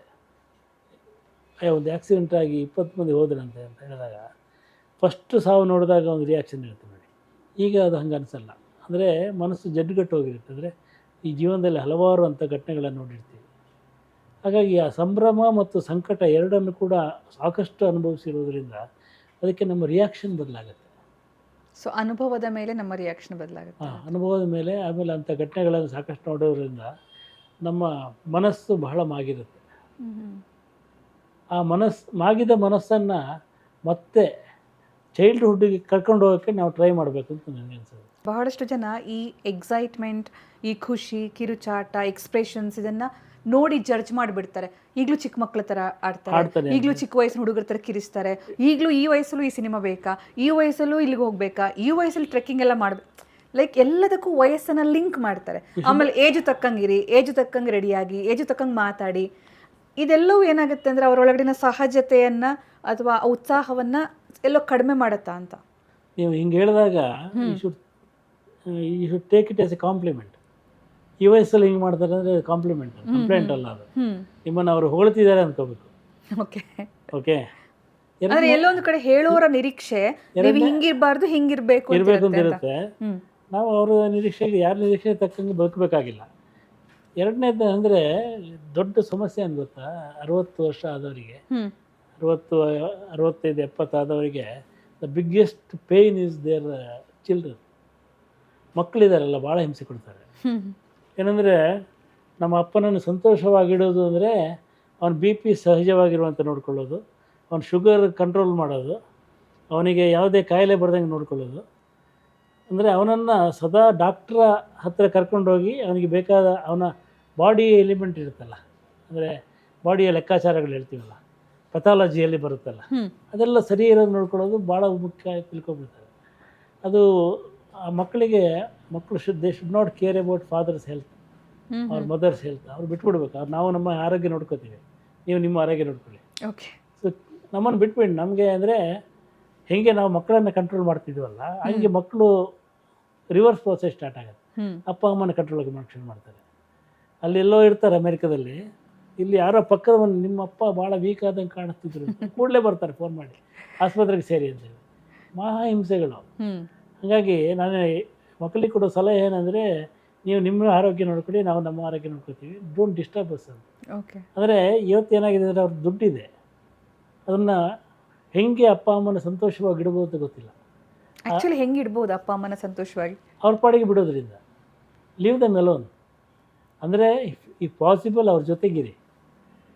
ಇಫ್ ನಾಟ್ ಪಾಸಿಬಲ್, ನೀವು ದೂರ ಇರೋದಾದರೆ ಲೀವ್ ದಮ್ ಅಲೋನ್. ಅಂದರೆ ಅವ್ರ ಪಾಡಿಗೆ ಬಿಟ್ಬಿಡಿ. ಅಲ್ಲಿ ಇದ್ದುಕೊಂಡು ಒಂದು ಹಗ್ಗ ಇಟ್ಕೊಂಡು ಎಳಿಬೇಡಿ. ಅಲ್ಲಿ ಹೋಗ್ಬೇಡ, ಅಲ್ಲಿ ಬಿದ್ದೋಗ್ತೀಯ, ಈ ಕಡೆ ಹೋಗ್ಬೇಡ, ಇದು ತಿನ್ಬೇಡ, ಸತ್ತೋಗ್ತೀಯ, ಇದೆಲ್ಲ ಮಾಡೋಕ್ಕೆ ಬರಬೇಡಿ ಅಂತ. ಅಂದರೆ 60 ವರ್ಷ ಬದುಕಿದ್ದೀವಲ್ಲ, ಇನ್ನು 10 ವರ್ಷ ಬದುಕ ನಮಗೆ ಗೊತ್ತಿಲ್ವಾ? ನೀವೇನು ಹೇಳೋದು ಅಂತ. ಓಕೆ. ಆಮೇಲೆ ನಾನು ಎಲ್ರಿಗೂ ಹೇಳೋದು ಅಷ್ಟೇ, ಡಾಕ್ಟ್ರಿಗೂ ಅಷ್ಟೇ, I know my body better. ಏನಾಗಿದೆ ಅಂತ ನೀವು ಹೇಳಿ, ಅದನ್ನು ಸರಿ ಮಾಡ್ಕೋತೀನಿ, ನೀವು ಅದನ್ನು ರಿಪೇರಿ ಮಾಡೋಕ್ಕೆ ಹೋಗ್ಬೇಡಿ. ಈಗ ಮೆಡಿಕಲ್ ಏನಾಗಿದೆ ಅಂದರೆ, ನಾವು ಒಂದು ಫ್ಯಾಕ್ಟ್ ಏನಂದರೆ, ನಮಗೆ ಇಂಡಿಪೆಂಡೆನ್ಸ್ ಬಂದಾಗ ನಮ್ಮ ಸರಾಸರಿ ಏಜು ಇಂಡಿಯನ್ಸ್ದು 37 ಇಯರ್ಸ್ ಇತ್ತು ಆಯಸ್ಸು. ಈಗ 73 ಆಗಿಬಿಟ್ಟಿದೆ ಮೆಡಿಕಲ್ ಅಡ್ವಾನ್ಸ್ಮೆಂಟ್ ಇಂದ. ರಿಟೈರ್ಮೆಂಟ್ ಏಜ್ 60 ಇದೆ. 60ಇಂದ 73 ಇದೆಯಲ್ಲ, ಕೆಲವರಿಗೆ 40 ಇರುತ್ತೆ, 50 ಇರುತ್ತೆ. ಅಷ್ಟು ವರ್ಷಗಳನ್ನು ಏನು ಮಾಡೋದು? ಸೊ ಅಲ್ಲಿ ಪರ್ಪಸ್ಸೇ ಇರಲ್ಲ ನಮಗೆ. ಆ ಪರ್ಪಸ್ ಇಲ್ಲದ ಹೊತ್ತಲ್ಲಿ we should find A purpose. ಒಂದು ಬ್ಯೂಟಿಫುಲ್ ಸಿನಿಮಾ ಇದೆ, ಇಕ್ಕಿರು ಅಂತ, ಕುರೋಸಾವಂದು. ಆ ಸಿನಿಮಾದಲ್ಲಿ ಒಬ್ಬ ಗೌರ್ಮೆಂಟ್ ಎಂಪ್ಲಾಯಿ ಇರ್ತಾನೆ. ಆ ಗೌರ್ಮೆಂಟ್ ಎಂಪ್ಲಾಯಿ ಎಲ್ಲರ ಥರ ಲಂಚ ತಗೊಂಡು ಭ್ರಷ್ಟನಾಗಿ ಎಷ್ಟು ಅಂದರೆ ಕಡಿಮೆ ಕೆಲಸ ಮಾಡ್ಕೊಂಡು ಇರ್ತಾನೆ ಆಫೀಸಲ್ಲಿ. ಒಂದಿನ ಅವನಿಗೆ ಒಂದು ಕಾಯಿಲೆ ಬರುತ್ತೆ. ಡಾಕ್ಟರ್ ಹತ್ರ ಹೋದಾಗಿರ್ತಾರೆ, ನೀವೊಂದು 6 ತಿಂಗಳು ಸತ್ತೋಗ್ಬಿಡ್ತೇನೆ. ಸೊ 6 ತಿಂಗಳು ನಾನು ಸುಂದರವಾಗಿ ಬದುಕಬೇಕು ಅಂತ ನಿರ್ಧಾರ ಮಾಡ್ತಾನೆ. ಅವನೇನು ಮಾಡ್ತಾನೆ ಅಂದರೆ, ಅವನು ಅದಕ್ಕೆ ಸುಂದರವಾಗಿ ಬದುಕಕ್ಕೆ ಅವನು ಕಂಡುಕೊಂಡ ದಾರಿ ಏನಂದರೆ, ಅಲ್ಲೊಂದು ಜಾಗ ಇರುತ್ತೆ, ಅಲ್ಲೊಂದು ಮಕ್ಕಳಿಗೆ ಪಾರ್ಕ್ ಮಾಡಬೇಕಂತ ನಿರ್ಧಾರ ಮಾಡಿ ಪಾರ್ಕ್ ಮಾಡ್ತಾನೆ. ಅದು ಆ ಪಾರ್ಕ್ ಮಾಡೋದಕ್ಕೆ ಅವನು ಇಷ್ಟು ದಿನ ಯಾರಿಗೆ ಎಷ್ಟು ಕಾಟ ಕೊಡ್ತಿದ್ನೋ ಅಷ್ಟು ಕಾಟ ಅವನು ಅನುಭವಿಸ್ತಾನೆ. ಓಕೆ. ಅಂದರೆ ಒಂದು ಫೈಲ್ ತೊಗೊಂಡು ಹೋದರೆ ಲಂಚ ಕೇಳ್ತಾರೆ, ಇವನೇ ಅಧಿಕಾರಿನೇ, ಇನ್ನೊಂದು ಡಿಪಾರ್ಟ್ಮೆಂಟ್ಗೆ ಅವ್ರು ಲಂಚ ಕೇಳ್ತಾರೆ. ಇವನಿಗೆ ಗೊತ್ತಾಗ್ತಾ ಹೋಗುತ್ತೆ ಜೀವನ ಎಷ್ಟು ಕಷ್ಟ ಇದೆ. ಕೊನೆಗೆ ಅಲ್ಲಿ ಒಂದು ಮಕ್ಕಳಿಗೆ ಪಾರ್ಕ್ ಮಾಡಿ ಅವ್ರು ಆಟ ಆಡೋದು ನೋಡಿ ಅಲ್ಲಿ ಸೋದುತ್ತಾನೆ. ಹಿಂಗೆ you should find your purpose in life ಅಂತ. ಕೆಲವರು ಇದ್ದಕ್ಕಿದ್ದಂಗೆ ಫಿಲಾಸಫಿಕಲ್ ಆಗಿಬಿಡ್ತಾರೆ, ಕೆಲವರು ಟ್ರಾವೆಲ್ ಆಗಿ ಶುರು ಮಾಡ್ತಾರೆ, ಕೆಲವರು ಅವರ ಬಕೆಟ್ ಲಿಸ್ಟ್ ಇರುತ್ತೆ. ಈಗ ನನ್ನ ಫ್ರೆಂಡ್ ಇದ್ದಾರೆ, ಅವರು 3 ತಿಂಗಳಿಗೆ ಒಂದು ಪ್ರವಾಸ ಹೋಗ್ಬಿಡ್ತಾರೆ ಯಾವುದೋ ದೇಶಕ್ಕೆ. ಓಕೆ. ಅವರು ಹೇಳೋದು ಇಲ್ಲ ಯಾರಿಗೂ. ಒಂದು ದಿವಸ ನೋಡಿದರೆ ಫೋನ್ ಮಾಡಿದರೆ ಫೋನ್ ಸಿಗ್ತಾ ಇರಲ್ಲ, ಕೇಳಿದರೆ ಎಲ್ಲೋಗಿದೆ, ಯಾವುದೋ ದೇಶಕ್ಕೆ ಹೋಗಿದೆ ಅಂತ ಹೇಳ್ತಾರೆ. ಹೀಗೆ ಅವ್ರು ಸಂತೋಷವನ್ನು ಹುಡುಕ್ತಾ ಇರ್ತಾರೆ. ನನಗೆ ನಿಮಗೊಂದು ಕಥೆ ಹೇಳ್ತೀನಿ, ಚಿಕ್ಕದು. ಸುಧಾಮ ಅಂತ ಇರ್ತಾನೆ, ಕೃಷ್ಣ ಸುಧಾಮ, ನೀವು ಕೇಳಿರ್ಬೋದು. ಅಲ್ಲಿ ಸುಧಾಮ ಬಡವನಾಗಿದ್ದಾಗ ಕೃಷ್ಣ ಹತ್ರ ಹೋಗಿ ಅವನಿಗೆ ಅವಲಕ್ಕಿ ಕೊಟ್ಟು, ಕೃಷ್ಣ ಅವನಿಗೊಂದು ದೊಡ್ಡ ಮನೆ ಕೊಟ್ಟು ಸಂಪತ್ತೆಲ್ಲ ಕೊಟ್ಟಿರ್ತಾನಲ್ಲ. ಕೊಟ್ಟ ನಂತರ ಅವನು ಭಾಳ ಸುಖವಾಗಿರ್ತಾನೆ ಸುಧಾಮ. ಅವನ ಮಗ ದೊಡ್ಡವನಾಗ್ತಾನೆ. ಅವನ ಮಗನ ಮದುವೆಗೆ ಇನ್ವೈಟ್ ಮಾಡೋಕ್ಕೆ ಅಂತೇಳಿ ಅವನು ಕೃಷ್ಣನ ದ್ವಾರಕೆಗೆ ಹೋಗ್ತಾನಂತೆ. ದ್ವಾರಕೆಗೆ ಹೋದಾಗ ಅಲ್ಲಿ ಕೃಷ್ಣ ಇರಲ್ಲ. ಎಲ್ಲೋಗಿದ್ದಾನೆ ಕೇಳಿದರೆ, ಅವನು ಎಲ್ಲೋ ಕೆಲಸದ ಮೇಲೆ ಹೋಗಿದ್ದಾರೆ ಅಂತ ಹೇಳ್ತಾನಂತೆ. ಊರಲ್ಲಿ ಯಾರು ಏನು ಮಾಡೋಕ್ಕೆ ಹೋಗಿದ್ದಾನೆ ಅಂದರೆ, ಅವನು ಕುರುಕ್ಷೇತ್ರದಲ್ಲಿ ಅರ್ಜುನನ ರಥದ ಸಾರಥಿ ಆಗ್ಲಿಕ್ಕೆ ಹೋಗಿದ್ದಾನೆ. ಇವನು ಥಿಂಕ್ ಮಾಡ್ತಾನೆ, ಅಯ್ಯೋ ಈ ವಯಸ್ಸಲ್ಲಿ ಯಾಕೆ ಮಾಡ್ತಾನೆ ಪಾಪ ಅಷ್ಟು ಕೆಲಸ, ಆ ರಥದ ಸಾರಥಿ ಕೆಲಸ ಮಾಡೋಕ್ಕೆ ಹೋಗಿದ್ದಾನಲ್ಲ, ಇಷ್ಟೆಲ್ಲ ಇದ್ದು ಎಂಥ ಮನುಷ್ಯ ಅಂತ. ಅಂದರೆ man finds his happiness in working continues. ಒಂದು ವರ್ಕ್ ಮಾಡ್ತಾ ಇರಬೇಕು ಅಂತ, ಜನರ ಜೊತೆ ಇರಬೇಕು, ವರ್ಕ್ ಮಾಡಬೇಕು ಅಂತ ಆಸೆ ಇರುತ್ತೆ. ಎಷ್ಟೋ ಮಂದಿ ಹೇಳ್ತಾರೆ, ಸರ್ ರಿಟೈರ್ ಆಗಿಬಿಟ್ಟಿದ್ದೀನಿ, ಏನು ಮಾಡಬೇಕು ಗೊತ್ತಾಗಿಲ್ಲ, ನಂಗೆ ಸಂಬಳ ಬೇಡ, ಒಂದು ಕೆಲಸ ಕೊಡಿ. ಕರೆಕ್ಟ್. ಅಂದರೆ ಅವರವರ ಸಂತೋಷವನ್ನು ಎಲ್ಲೆಲ್ಲಿ ಕಂಡುಕೊಳ್ಳೋಕೆ ಸಾಧ್ಯವೋ ಅಲ್ಲಲ್ಲಿ ಕಂಡುಕೋಬೇಕಂದ್ರೆ ಇವರೇ ಪಾಲ್ಟ್ರಿ ಥಿಂಗ್ ಅಂತ ಹೇಳ್ತಾರೆ. ಅಂದರೆ ನಿಮ್ಮನ್ನು ಒಂದು ವಯಸ್ಸಾದ ತಕ್ಷಣ ಒಂದು ಸೆಟ್ ಪ್ರಾಪರ್ಟಿ ಥರ ನೋಡ್ತಾರೆ. ಇಲ್ಲಿ ಯಾವುದೋ ಮನೆಯಲ್ಲಿ ಇಟ್ಟಿರ್ತಾರಲ್ಲ, ಒಂದು ಬುದ್ಧನ ಮೂರ್ತಿನೋ ಅಥವಾ ಚೀನಾದ ಶೋ ಪೀಸ್ ಇರುತ್ತಲ್ಲ, ಹಂಗೆ ಅದ್ರ ಥರ ನೋಡ್ತಿರ್ತಾರೆ. ಅಂದರೆ ಲಾಫಿಂಗ್ ಬುದ್ಧ, ಲಾಫಿಂಗ್ ಬುದ್ಧ ಥರ ಇಲ್ಲಿ ಇಟ್ಟಿರ್ತೆ, ಚೆನ್ನಾಗಿಲ್ಲ ಅಂತ ಈ ಕಡೆ ಇಡ್ತಾರೆ, ಅದನ್ನು ಧೂಳೆ ಒರೆಸಲ್ಲ ಎಷ್ಟೋ ದಿನ. ಸೊ ಹಂಗೆ ನೋಡ್ತಾರೆ. ಹಂಗೆ ನೋಡೋದನ್ನು ತಪ್ಪಿಸ್ಕೋಬೇಕು. ಹೇಗೆ ಸರ್ ನಿಮ್ಮ ಪರ್ಪಸ್ ಏನು? ನನ್ನ ಪರ್ಪಸ್ ನನಗೆ ಪ್ಲ್ಯಾನ್ಸ್ ಇದೆ. ಈಗ ನಾನು ಪ್ಲ್ಯಾನ್ ಮಾಡಿಬಿಟ್ಟಿದ್ದೀನಿ. ನಾನು ಒಂದು ಮಗಳ ಮದುವೆ ಎಲ್ಲ ಆಗಿ ಜವಾಬ್ದಾರಿಗಳು ಮುಗಿದ ಮೇಲೆ ನಾನು 6 ತಿಂಗಳು ಒಂದೊಂದು ಊರಲ್ಲಿರ್ತೀನಿ ಅಂತ. ಹೇಗೆ? ಯಾಕೆಂದರೆ ಯಾವುದೋ ಈಗ ಫಾರ್ ಎಕ್ಸಾಂಪಲ್ ಪ್ರವಾಸದ ಒಂದು ಯಾವುದೋ ಒಂದು ಊರಿಗೆ ಹೋಗ್ತೀನಿ, ಅಲ್ಲೊಂದು ಬಾಡಿಗೆ ಮನೆ ತಗೋತೀನಿ, ಆ ಊರಿನವನಾಗಿ ಬದುಕ್ತೀನಿ. ಅಂದರೆ ಮುಂಚೆ ಟ್ರಾನ್ಸ್ಫರೇಬಲ್ ಜಾಬ್ ಇದ್ದಾಗ ಬದುಕ್ತಿದ್ದೀರಲ್ಲ, ಈಗ ಪೋಸ್ಟ್ ಮ್ಯಾನ್ಗಳು ಅಥವಾ ಮೇಸ್ಟ್ರುಗಳು, ಬ್ಯಾಂಕ್ನವರೆಲ್ಲ ಇಡೀ ಭಾರತದ ಬೇರೆ ಬೇರೆ ಕಡೆ ಇರ್ತಾಯಿದ್ರು. ಹಾಗೆ ನನಗೆ ದೆಹಲಿಯಲ್ಲಿ ಹೋಗಿ ಅಲ್ಲೊಂದು 6 ತಿಂಗಳು ಇರಬೇಕು ಅಂತ ಆಸೆ ಇದೆ. ಅಲ್ಲೊಂದು ಮನೆ ಪುಟ್ಟ ಮನೆ ಬಾಡಿಗೆ ಹಿಡಿದು 6 ತಿಂಗಳು ಅಲ್ಲಿ ಅಡುಗೆ ಮಾಡಿಕೊಂಡು, ಅಲ್ಲಿ ತರಕಾರಿ ತಂದು, ಅಲ್ಲಿ ಅಕ್ಕಿಯನ್ನು ಬೇಯಿಸಿ, ಅಲ್ಲಿ ಊಟ ಮಾಡಿಕೊಂಡು ಅಲ್ಲಿ ಸಂಜೆ ವಾಕಿಂಗ್ ಮಾಡಿಕೊಂಡು ಅಲ್ಲಿಯ ಗಾಳಿ ಮತ್ತು ಬೆಳಕನ್ನು ಹೀರ್ತಾ ಅಲ್ಲಿ 6 ತಿಂಗಳು ಇರೋದು. ಸೊ ಅಲ್ಲಿಂದ ಇನ್ನೊಂದು ಊರಿಗೆ ಹೋಗೋದು, ಸಾಧ್ಯ ಆದರೆ ಆ ಊರಿನ ಬಗ್ಗೆ ಬರೆಯೋದು, ಓಕೆ. ಒಂದು ಹೇಗೋ ಒಂದು ಅಭ್ಯಾಸ ಇದೆ. ಅಲ್ಲಿಂದ ಇನ್ನೊಂದು ಊರಿಗೆ ಹೋಗೋದು. ಸೊ ಇದೊಂದು ಪ್ಲ್ಯಾನನ್ನು ನಾನು ಹೇಳಿದ್ದೀನಿ ನನ್ನ ಹೆಂಡತಿಗೆ, ಹೀಗೆ ಮಾಡೋಣ ಅಂತ. She has agreed to that. Wow, very nice. So ಈ ಥರ ಮಾಡೋದಕ್ಕೆ ಪರ್ಮಿಷನ್ ಯಾರು ಕೊಡಬೇಕು? ನಿಮ್ಮ ಮಗಳು. ಮಗಳು. ಸೊ ಅದಕ್ಕೆ ಹೇಳೋದು ನಾನು, ಲೀವ್ ಅಸ್ ಎಲೋನ್ ಅಂತ. ಅಂದರೆ ನಂದು ಅಂತಲ್ಲ, ನಮ್ಮನ್ನ ನಮ್ಮ ಪಾಡಿಗೆ ಬದುಕಲು ಬಿಡಿ. ಬಿಟ್ಟು ನಾನು ನೋಡಿದ್ದೀನಿ, ಎಲ್ಲರ ವಿಚಾರದಲ್ಲಿ ನೋಡಿದ್ದೀನಿ, ಬಹಳ ಕಡೆ ನೋಡಿದ್ದೀನಿ. ಅಂದರೆ ಈ ಪ್ರೊಟೆಕ್ಟಿವ್ ಅಂತ ಹೇಳಿ ನಾವು ಮಕ್ಕಳ ವಿಚಾರದಲ್ಲಿ ಇರ್ತೀವಲ್ಲ, ಹಾಗೆ ಹೆತ್ತವರ ವಿಚಾರದಲ್ಲಿ ಇದ್ದು ಬಿಡ್ತೀವಿ ಅಂತ. ಅವ್ರು ಇಲ್ಲಿ ಬಿದ್ದೋಗ್ತಾರೆ, ಸ್ಕೂಟ್ರ್ ಓಡಿಸ್ಬೇಡಪ್ಪ ಬಿದ್ದೋಗ್ತೀಯ ಅಂತ. ಬಟ್ ಅವನಿಗೆ ಗಾಳಿನಲ್ಲಿ ಸ್ಕೂಟ್ರ್ ಓಡಿಸೋದು ಒಂದು ಇಷ್ಟ ಇರುತ್ತೆ. ಬಹುಶಃ ಆ ಉತ್ಸಾಹವೇ ಅವ್ರನ್ನ ಇನ್ನಷ್ಟು ಹೆಚ್ಚು ಆರೋಗ್ಯವಂತರನ್ನಾಗಿ ಮಾಡ್ಬೋದು. ಆಕ್ಟಿವ್ ಆಗಿದ್ದಷ್ಟು ನೀವು ಹೆಲ್ತಿ ಆಗಿರ್ತೀರಿ. ಹಾಲು ತರಬೇಡಪ್ಪ ಅಂತಂದರೆ ಅದು ಒಂದು ಇದು ಬರ್ತಿತ್ತು, ಭಾಳ ಚೆನ್ನಾಗಿತ್ತು. ಅದು ಒಂದು ಅಡ್ವರ್ಟೈಸ್ಮೆಂಟ್ ಇತ್ತು. ಅವನು ಹೋಗ್ತಿದ್ದಂಗೆ ಮಗ ಕೇಳಿ ಎಲ್ಲಿ ಹೋಗ್ತಿದ್ಯಾ ಅಂತೇಳಿ, ನಾನು ಸಕ್ಕರೆ ತರಕ್ಕೆ ಹೋಗ್ತೀನಿ, ಸಕ್ಕರೆ ತರಿಸ್ತೀನಿ ಅಂತ ಬ್ಲಿಂಕಿಟಲ್ಲಿ ಆರ್ಡರ್ ಮಾಡ್ತಾನೆ. ಸೊ ಇನ್ನೊಂದು ಕಡೆ ಎದ್ದು ಹೋದಾಗ ಎಲ್ಲಿ ಹೋಗ್ತಿದ್ದೆ ಅಂತೇಳಿ, ಇಲ್ಲ ಎಲೆಕ್ಟ್ರಿಸಿಟಿ ಬಿಲ್ ಕಟ್ಟಕ್ಕೆ ಹೋಗ್ತೀನಿ, ಆ ಬಿಲ್ಲನ್ನು ಆನ್ಲೈನ್ ಕಟ್ತೀನಿ ಅಂತ ಹೇಳ್ತಾನೆ. ಮತ್ತೊಂದು ಸಲ ಹೋದಾಗ ಎಲ್ಲಿ ಹೋಗ್ತೀನಿ, ಹೇರ್ ಕಟ್ ಮಾಡೋಕ್ಕೆ, ಇದನ್ನು ಆನ್ಲೈನ್ ಮಾಡೋಕ್ಕಾಗಲ್ಲ, ಹೋಗ್ತೀನಿ ಅಂತ. ಸೊ ಒಂದು ಕಾರಣ ಹುಡುಕ್ತಾರೆ ಆಚೆ ಹೋಗೋದಕ್ಕೆ. ಅಂದರೆ ಅವ್ರು ಬಿಡಬೇಕು ಆಚೆ ಹೋಗೋದಕ್ಕೆ. ಅವನಲ್ಲಿ ಹೋಗಿ ಅವನಿಗೆ ಇಲ್ಲಿ ಮನೇಲಿ ಸಕ್ಕರೆ ಹಾಕಿರಲ್ಲ, ಅವ್ನು ವಾಕಿಂಗ್ ಹೋಗಿ ಇನ್ನೊಬ್ಬ ಫ್ರೆಂಡ್ ಇರ್ತಾನೆ ಶುಗರ್ ಇದ್ದವನು, ಇಬ್ಬರು ಸೇರಿ ಬೈಟು ಸಕ್ಕರೆ ಹಾಕಿರೋ ಕಾಫಿ ಕುಡಿತಾರೆ. It's the happiness in life. ಅದೇ ಧೂಳು ಒರೆಸೋದು, ಆ ಸ್ಟ್ಯಾಚು ಮೇಲಿರೋ ಧೂಳು ಒರೆಸೋದು ಅಂತಂದ್ರೆ ಅವ್ರನ್ನ ಅವ್ರ ಪಾಡಕ್ಕೆ ಅವ್ರ ಭಾವನೆಗಳಿಗೆ ತಕ್ಕಂಗೆ ಬದುಕೋಕ್ ಬಿಡೋದು, ಅವ್ರನ್ನ ಮತ್ತೆ ಕಂಟ್ರೋಲ್ ಮಾಡಕ್ ಹೋಗ್ಬಾರ್ದು ವಯಸ್ಸಾಗಿರೋರ್ನ ಅಂತ. ಬಹಳ ಒಳ್ಳೆ ಮಾತು. ಗ್ರೇಸ್ಫುಲ್ ಆಗಿ ವಯಸ್ಸಾಗಕ್ಕೆ ಬಿಡಬೇಕು. ಎಕ್ಸಾಕ್ಟ್ಲಿ ಅಲ್ವಾ? ಅದನ್ನ ವಯಸ್ಸಾಗೋದು ಎಲ್ರಿಗೂ ಆಗತ್ತೆ. ಈಗ ಪ್ರಧಾನಿಯವ್ರಿಗೂ ಆಗತ್ತೆ, ಆ ಕಡೆ ವಿಶ್ವಸುಂದರಿಗೂ ವಯಸ್ಸಾಗತ್ತೆ, ನಮಗೂ ವಯಸ್ಸಾಗತ್ತೆ, ನಿಮಗೂ ವಯಸ್ಸಾಗುತ್ತೆ. ಸುತ್ತಮುತ್ತ ಇರೋ ನಾವು ಚಿಕ್ಕವರಿದ್ದಾಗ ಯಾರನ್ನ ಯಂಗ್ ಅಂತ ಹೇಳ್ಕೊಂಡು ನೋಡ್ತಿದ್ವಿ, ಅವರೆಲ್ಲ ನಮ್ಮ ಕಣ್ಣೆದುರುಗಡೆ ವಯಸ್ಸಾಗಿರೋದು ನಾವು ನೋಡ್ತಾ ಇರ್ತೀವಿ. ಸೊ ವಯಸ್ಸಾಗೋದಾಗತ್ತೆ. ಆ ಗ್ರೇಸ್ಫುಲಿ ವಯಸ್ಸಾಗೋದು ಹೇಗೆ ಅಂತ. ಗ್ರೇಸ್ಫುಲಿ ವಯಸ್ಸಾಗೋದಕ್ಕೆ ಇನ್ನೊಬ್ರು, ನನಗೆ ಗ್ರೇಸ್ಫುಲಿ ಅಂತ ನಂಗೆ ಗೊತ್ತಿದ್ದು, it's graceful. I am gracefully growing old. Okay. But you should think that I am gracefully growing old. ಎರಡು ಥರ ಇದೆ. You should not think the ಅಯ್ಯೋ ಮುದುಕ ಆಗ್ಬಿಟ್ಟ, ಅವನು ಪಾಪ ಕಷ್ಟಪಡ್ತಿದ್ದಾನೆ, ನಾನು ನಡ್ಕೊಂಡು ಹೋಗ್ತಾ ಇದ್ರೆ ಸ್ವಲ್ಪ ಕುಂಟುತ್ತಾರೆ ನಡೀತೀನಿ. ಶುಡ್ ನಾಟ್ ಥಿಂಕ್, ಇಷ್ಟು ಸಿಂಪತಿ ಬೇಡ, ಅಯ್ಯೋ ಪಾಪ ಕುಂಟ್ಕೊಂಡು ಹೋಗ್ತೀನಿ, ಅವ್ನು ಡ್ರಾಪ್ ಮಾಡೋಣ. ನಾನು ನಡ್ಕೊಂಡು ಸಂತೋಷದಿಂದ ಕುಂಟ್ತಾ ಹೋಗ್ತೇನೆ. ಆದರೆ ಎಷ್ಟೋ ಜನ ರಿವರ್ಸು ಆಗಿಬಿಡುತ್ತೆ. ಸೀನಿಯರ್ ಸಿಟಿಸನ್ ನಾವು, ನಮಗೆ ಈ ರೈಟ್ಸ್ ಬೇಕು, ನಮ್ಮನ್ನ ಈ ಥರ ನೋಡ್ಕೋಬೇಕು, ನಾವು ವಯಸ್ಸಾಗಿರೋರು ನಿಂತಿರೋದು ಕಾಣಿಸಲ್ವಾ, ನೀವು ಎದ್ದು ಸೀಟ್ ಕೊಡಿ ಅಂದರೆ ಎರಡೂ ಥರ ವರ್ಷನೂ ಇರುತ್ತೆ. ಅಂತ ಕೆಲವು ಮೆಂಟಾಲಿಟಿಗಳು, ಕೆಲವರಿಗೆ ಸಹಾಯ ಮಾಡಿದ್ರೆ ಬೇಜಾರಾಗುತ್ತೆ, ಕೆಲವರಿಗೆ ಸಹಾಯ ಮಾಡದೇ ಇದ್ರೆ ಬೇಜಾರಾಗುತ್ತೆ. ಇಂಥವ್ರನ್ನ ಡೀಲ್ ಮಾಡೋದು ಹೇಗೆ ಅಂತ. ಅದು ಅಂದರೆ ಇಟ್ಸ್ ಎ ಪರ್ಸನಾಲಿಟಿ ಪ್ರಾಬ್ಲಮ್ಸ್. ಅಂದರೆ ನಾವು ನಮ್ಮದು ನೋಡ್ಕೊಳ್ಳೋಣ ಅಂತ ಹೆಂಗಿದೀವ.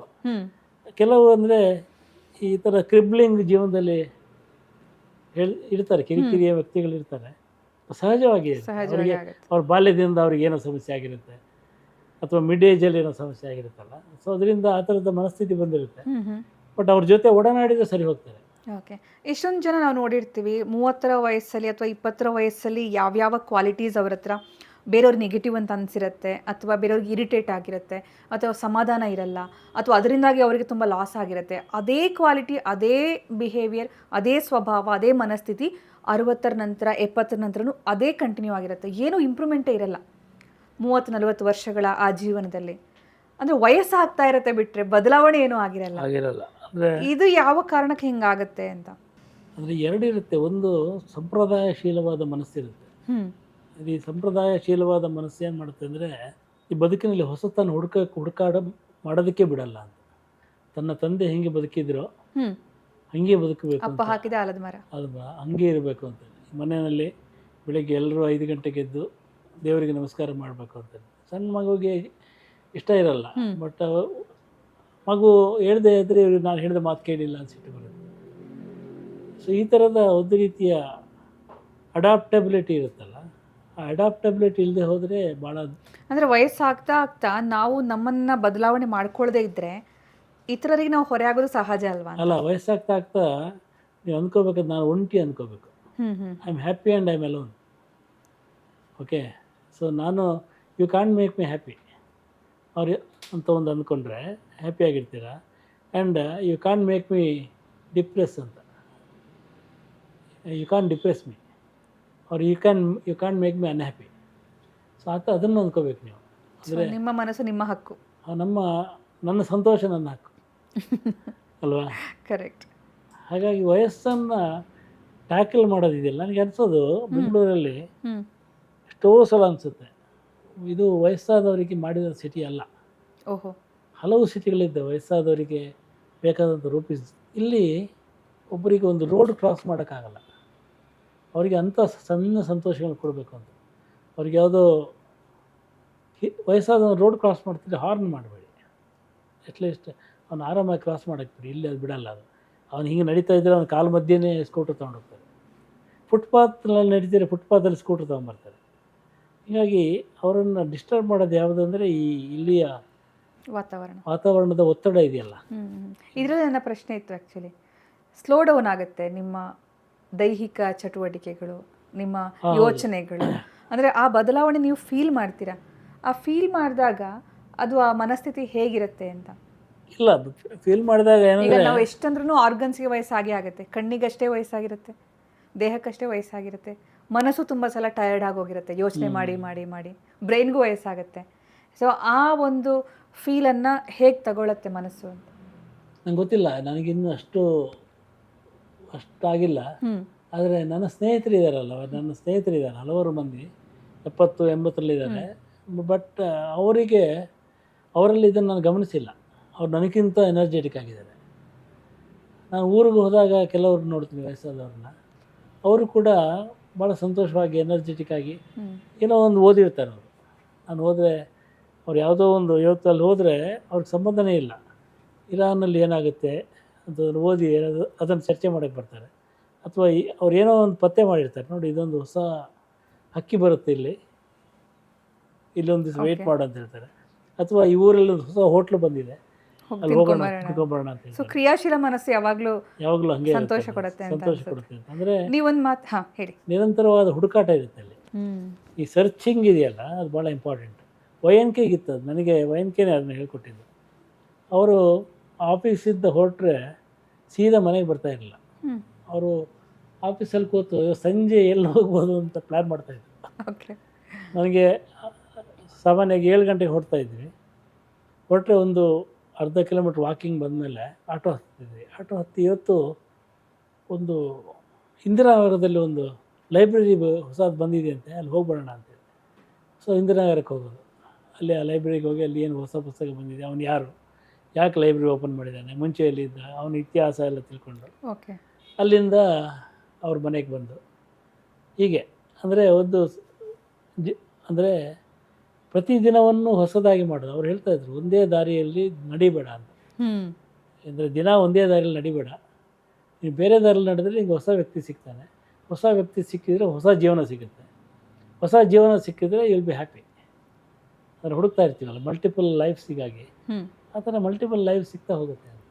ನೀವೇ ಹೇಳಿರೋ ಒಂದು ಮಾತು ನಾನು ನಿಮ್ಮ ಸ್ಟೇಟಸಲ್ಲಿ ನೋಡಿದ್ದೆ, ವಯಸ್ಸಾಗ್ತಾ ಇರುತ್ತೆ ನಮಗೆ, ಈಗ ಬದುಕ್ದಂಗೆ ಇನ್ನು 10 ವರ್ಷ ಬಿಟ್ಟು ಬದುಕಿದ್ರೆ ಏನು ವ್ಯತ್ಯಾಸ ಇರುತ್ತೆ ಜೀವನದಲ್ಲಿ, ಬದಲಾವಣೆ ಇರಬೇಕು ಅಂತ. ಕಾಪಿ ಇರುತ್ತೆ ಅಂತ ಅಲ್ವಾ.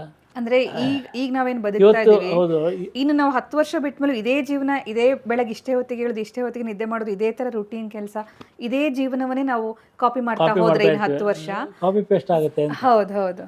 ಅದಕ್ಕಾಗಿ ಅವ್ರು ವಯನ್ಕೆ ಹೇಳಿದ್ರಲ್ಲ, ಹೊಸ ದಾರಿಯನ್ನು ಹುಡುಕೊಂಡು. ಈಗ ನಂದು ನಿನ್ನೆ ಹೆಂಗಿತ್ತು ಇವತ್ತು ಹಂಗಿರಲಿ. ಇವತ್ತು ನನಗೆ ಒಂದು ಎಕ್ಸೈಟ್ಮೆಂಟ್ ಇದೆ. ಇವತ್ತು ನಾನು ಮಾಡೋದು ಇಡೀ ದಿನ ಏನು ಮಾಡ್ತೀನಿ ಅಂತ ನನಗೆ ಸ್ಪಷ್ಟವಾಗಿ ಗೊತ್ತಿಲ್ಲ. ಅಂದರೆ ಇಲ್ಲಿಂದ ಎಲ್ಲಿ ಹೋಗ್ತೀನಿ ಅಂತ ನಿನ್ನೆ ಅಂದ್ಕೊಂಡಿದ್ನೋ ಅಲ್ಲಿಗೆ ಹೋಗದೇ ಇರ್ಬೋದು, ಇನ್ಯಾರನ್ನ ಮೀಟ್ ಮಾಡ್ಬೋದು. ನಾನು ಸ್ವಲ್ಪ ತಪ್ಪಿಸ್ತಾ ಇರ್ತೀನಿ, ದಾರಿ ತಪ್ಪಿಸ್ತಾ ಇರ್ತೀನಿ. ಒಂದು ಬುಕ್ ಇದೆ ಗೆಳೆಯ, ಒಂದು ದಾರಿ ತಪ್ಪಿಸು ದೇವರೇ ಅಂತ. ಅಂದರೆ ಒಂದು ಸಾಹಿತ್ಯದಲ್ಲಿ ಒಬ್ಬ ವ್ಯಕ್ತಿ ಬರೆದಿದ್ದಾನೆ, ಒಂದು ಭಾಳ ಚೆನ್ನಾಗಿದೆ ಅದು. ಏನಂದರೆ ಮನುಷ್ಯನ ಅಸಂತೋಷಕ್ಕೆ ಏನು ಕಾರಣ ಅಂದರೆ, ನಾವು ಬಸ್ ಸ್ಟ್ಯಾಂಡಿಗೆ ಹೋಗ್ತೀವಿ, ಟಿಕೆಟ್ ತೊಗೋತೀವಿ, ಬಸ್ ಹತ್ತೀವಿ. ನಾವು ಯಾವ ಊರಿಗೆ ಹೋಗಬೇಕೋ ಆ ಊರನ್ನ ಟಿಕೆಟ್ ತೊಗೊಂಡು ಬಸ್ ಹತ್ತೀವಿ. ಬಸ್ಸು ನಮ್ಮನ್ನು ತೊಗೊಂಡೋಗಿ ಆ ಊರಲ್ಲಿ ಬಿಡುತ್ತೆ. This is boring. ನೀವು ಈ ಸೋಷಿಯಲ್ ಮೀಡಿಯಾದಲ್ಲೂ ತುಂಬ ಆ್ಯಕ್ಟಿವ್ ಇದ್ದೀರಿ, ಬುಕ್ಸನ್ನು ಬರೀತೀರಿ, ಪತ್ರಿಕೋದ್ಯಮದಲ್ಲೂ ಬಹಳ ಆ್ಯಕ್ಟಿವ್ ಇದ್ದೀರಿ. ಫ್ರೆಂಡ್ಸ್ ಮೀಟ್ ಆಗೋದು, ಕತೆ ಕವನ, ಓಡಾಟ, ಫುಡ್, ಪ್ರವಾಸ ಎಲ್ಲದರಲ್ಲೂ ಕೂಡ ಅಂದರೆ ಅಲ್ಲಲ್ಲಿ ನಿಮ್ಮ ಪಯಣ ಇದ್ದೇ ಇರುತ್ತೆ. ಸೊ ಯಾವ್ದು ನಿಮ್ಗೆ ತುಂಬ ಇಂಟ್ರೆಸ್ಟಿಂಗ್ ಅಂತ ಅನ್ಸುತ್ತೆ?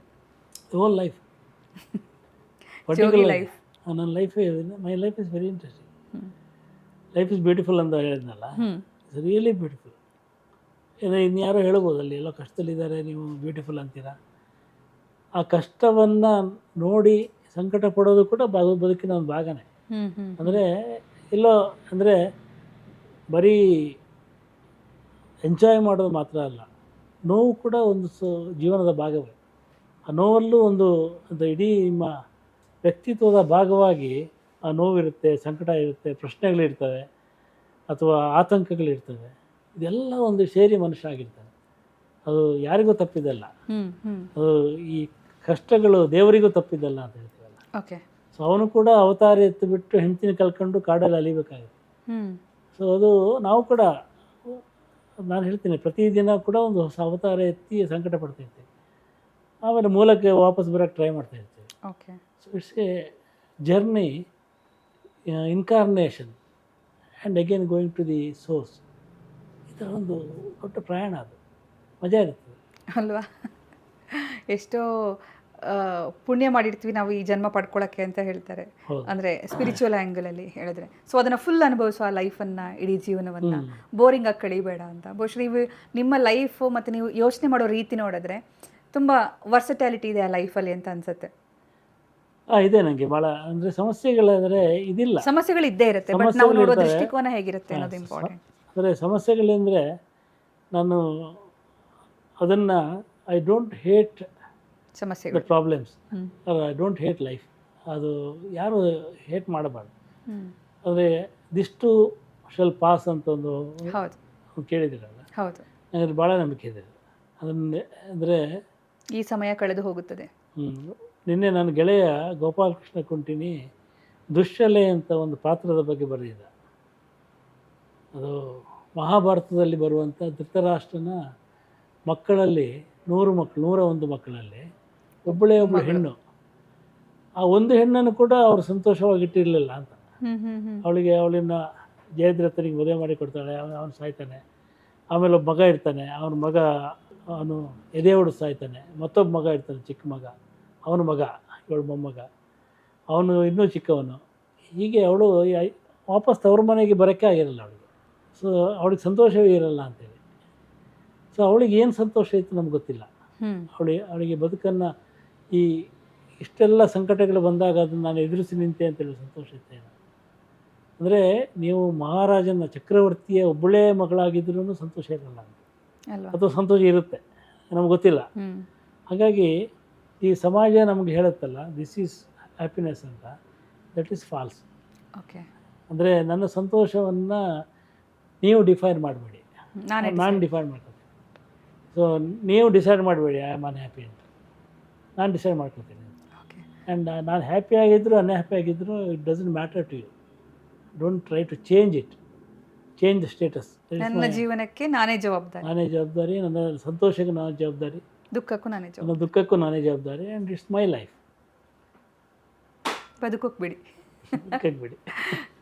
ಈ ವಯಸ್ಸು ಮತ್ತು ಪ್ರಬುದ್ಧತೆ ಎರಡೂ ಒಂದಕ್ಕೊಂದು ತುಂಬ ಹೋಲಿಕೆ ಮಾಡಿ ಮಾತಾಡ್ತಾರೆ ಯಾವಾಗಲೂ.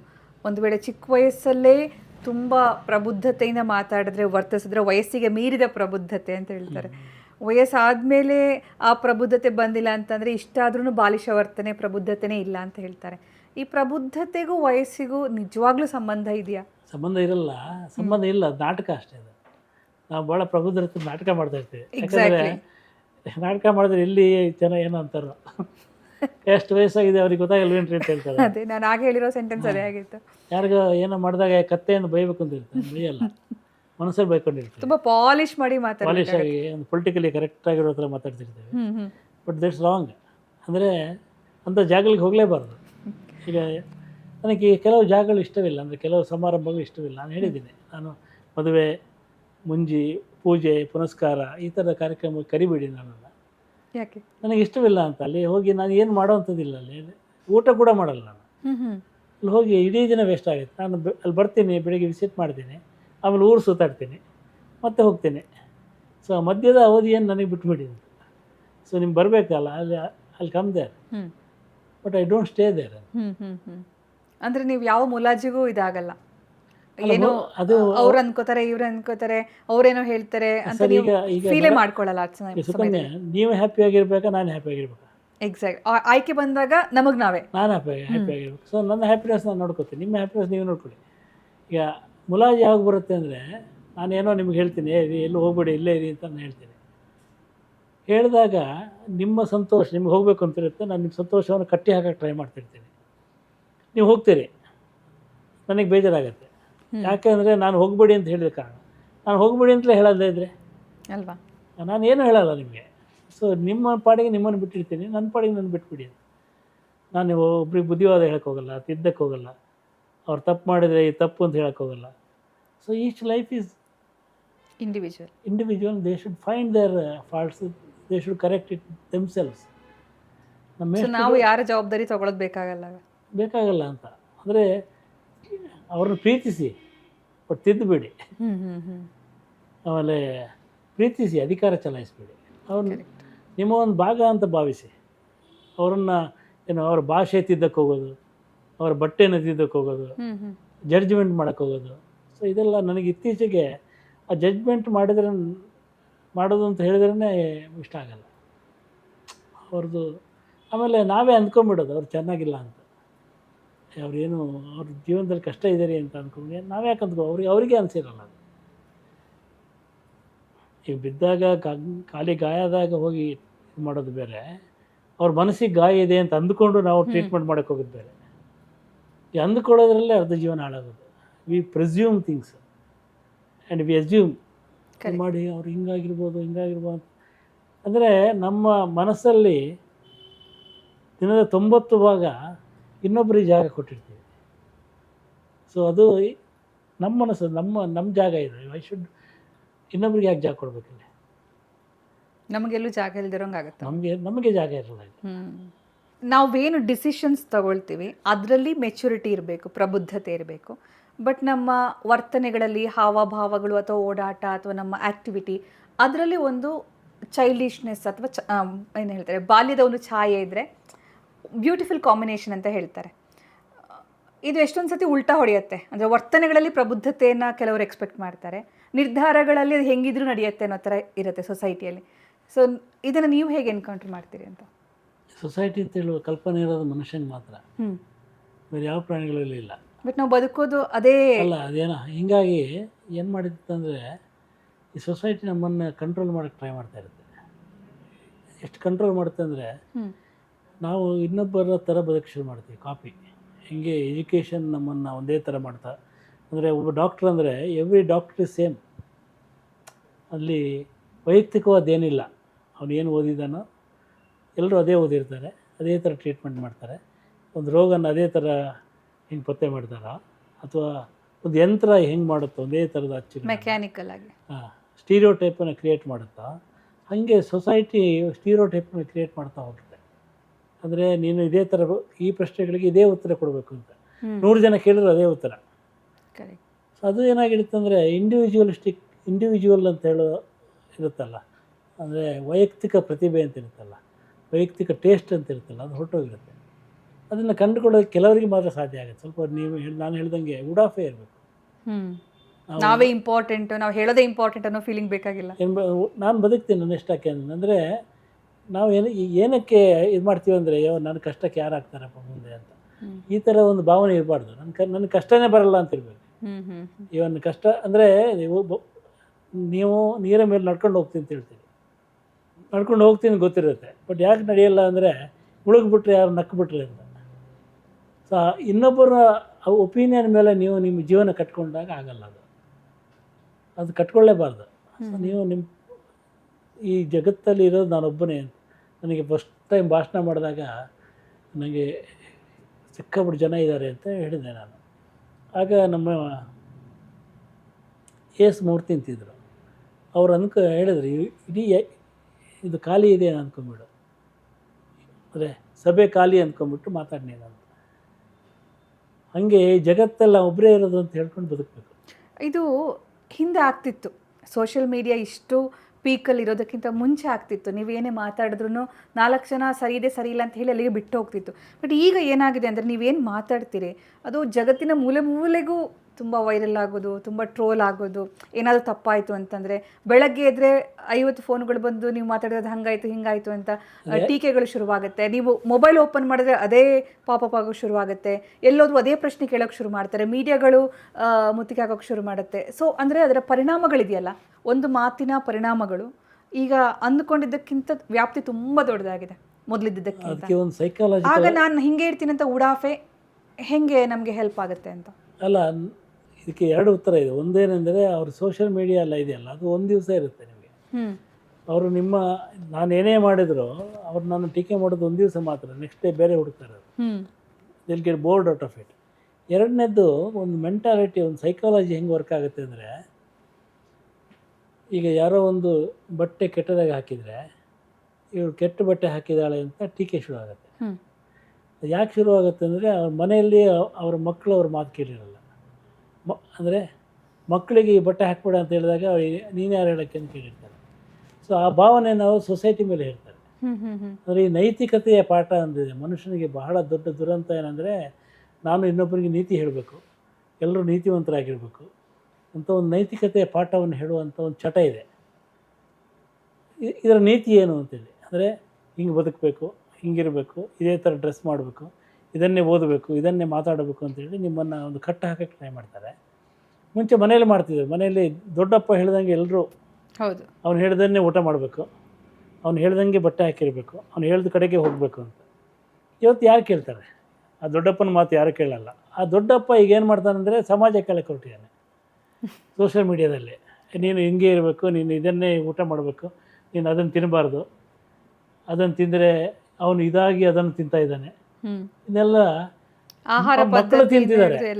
ಮಕ್ಕಳು ತಿಂದರೆ ಮಕ್ಕಳಿಗೆ ಹೇಳಿದರೆ ಮಕ್ಕಳು ಮಾತು ಕೇಳಲ್ಲ. ಹಂಗೆ ಸಮಾಜ ಕೇಳ್ಕೊಟ್ಟಿದ್ದಾನೆ. Okay, it's a psychological problem, psychological disease, disorder. ಇನ್ನೊಬ್ರಿಗೆ ಹೇಳಕ್ಕೆ ಹೋಗೋದು ಅಂದರೆ ಇಲ್ಲಿ ನಡೆಯಲ್ಲ, ಅದನ್ನ ಅಲ್ಲಿ ಹೇಳೋದು. ಸೋಷಿಯಲ್ ಮೀಡಿಯಾದಲ್ಲಿ ಇಂಥವ್ರು 100 ಜನ ಅಂತ ಒಂದು ಕುಲ್ಲೆಪೀಸ್ ತಕ್ಷಣ ವೀಕ್ ಆಗಿರೋ ಮನುಷ್ಯ, ಅಯ್ಯೋ ಯಾಕೆ ಬೇಕು ನನಗೆ ಅಂತ ಹಿಂದೆ ಹೋಗ್ಬಿಡ್ತಾರೆ. ಯಾಕೆ ವೀಕ್ ಆಗಿರ್ಬೇಕು ನಾವು ಅಂತ. ಅಲ್ಲ, ಒಬ್ಬರು ಸಿನಿಮಾ ಆ್ಯಕ್ಟ್ರೆಸ್ ಕರ್ನಾಟಕ ಅಲ್ಲ ಬೇರೆ ಸ್ಟೇಟಲ್ಲಿ ಸುಸೈಡ್ ಮಾಡಿಕೊಂಡು ಸೋಷಿಯಲ್ ಮೀಡಿಯಾದ ಈ ಒಂದು ಕಾಮೆಂಟ್ಸ್ಗೆ ಟೀಕೆಗಳಿಗೆಲ್ಲ. ಸೊ ಅಂದರೆ ಅಷ್ಟು ವೀಕ್ ಮಾಡಿಬಿಡುತ್ತೆ ಮನುಷ್ಯ. ಅಷ್ಟು ವೀಕ್ ಮಾಡಿಬಿಡುತ್ತೆ ಅಂದರೆ ನಾವು ನಮ್ಮ ಬಗ್ಗೆ ನಂಬಿಕೆ ಕಳ್ಕೊಂಡಿದ್ದೀವಿ. ಸೊ ನನ್ನ ಲೈಫನ್ನು ಇನ್ನು ಯಾರು ಏನೂ ಬದಲಾಯಿಸೋಕ್ಕಾಗಲ್ಲ.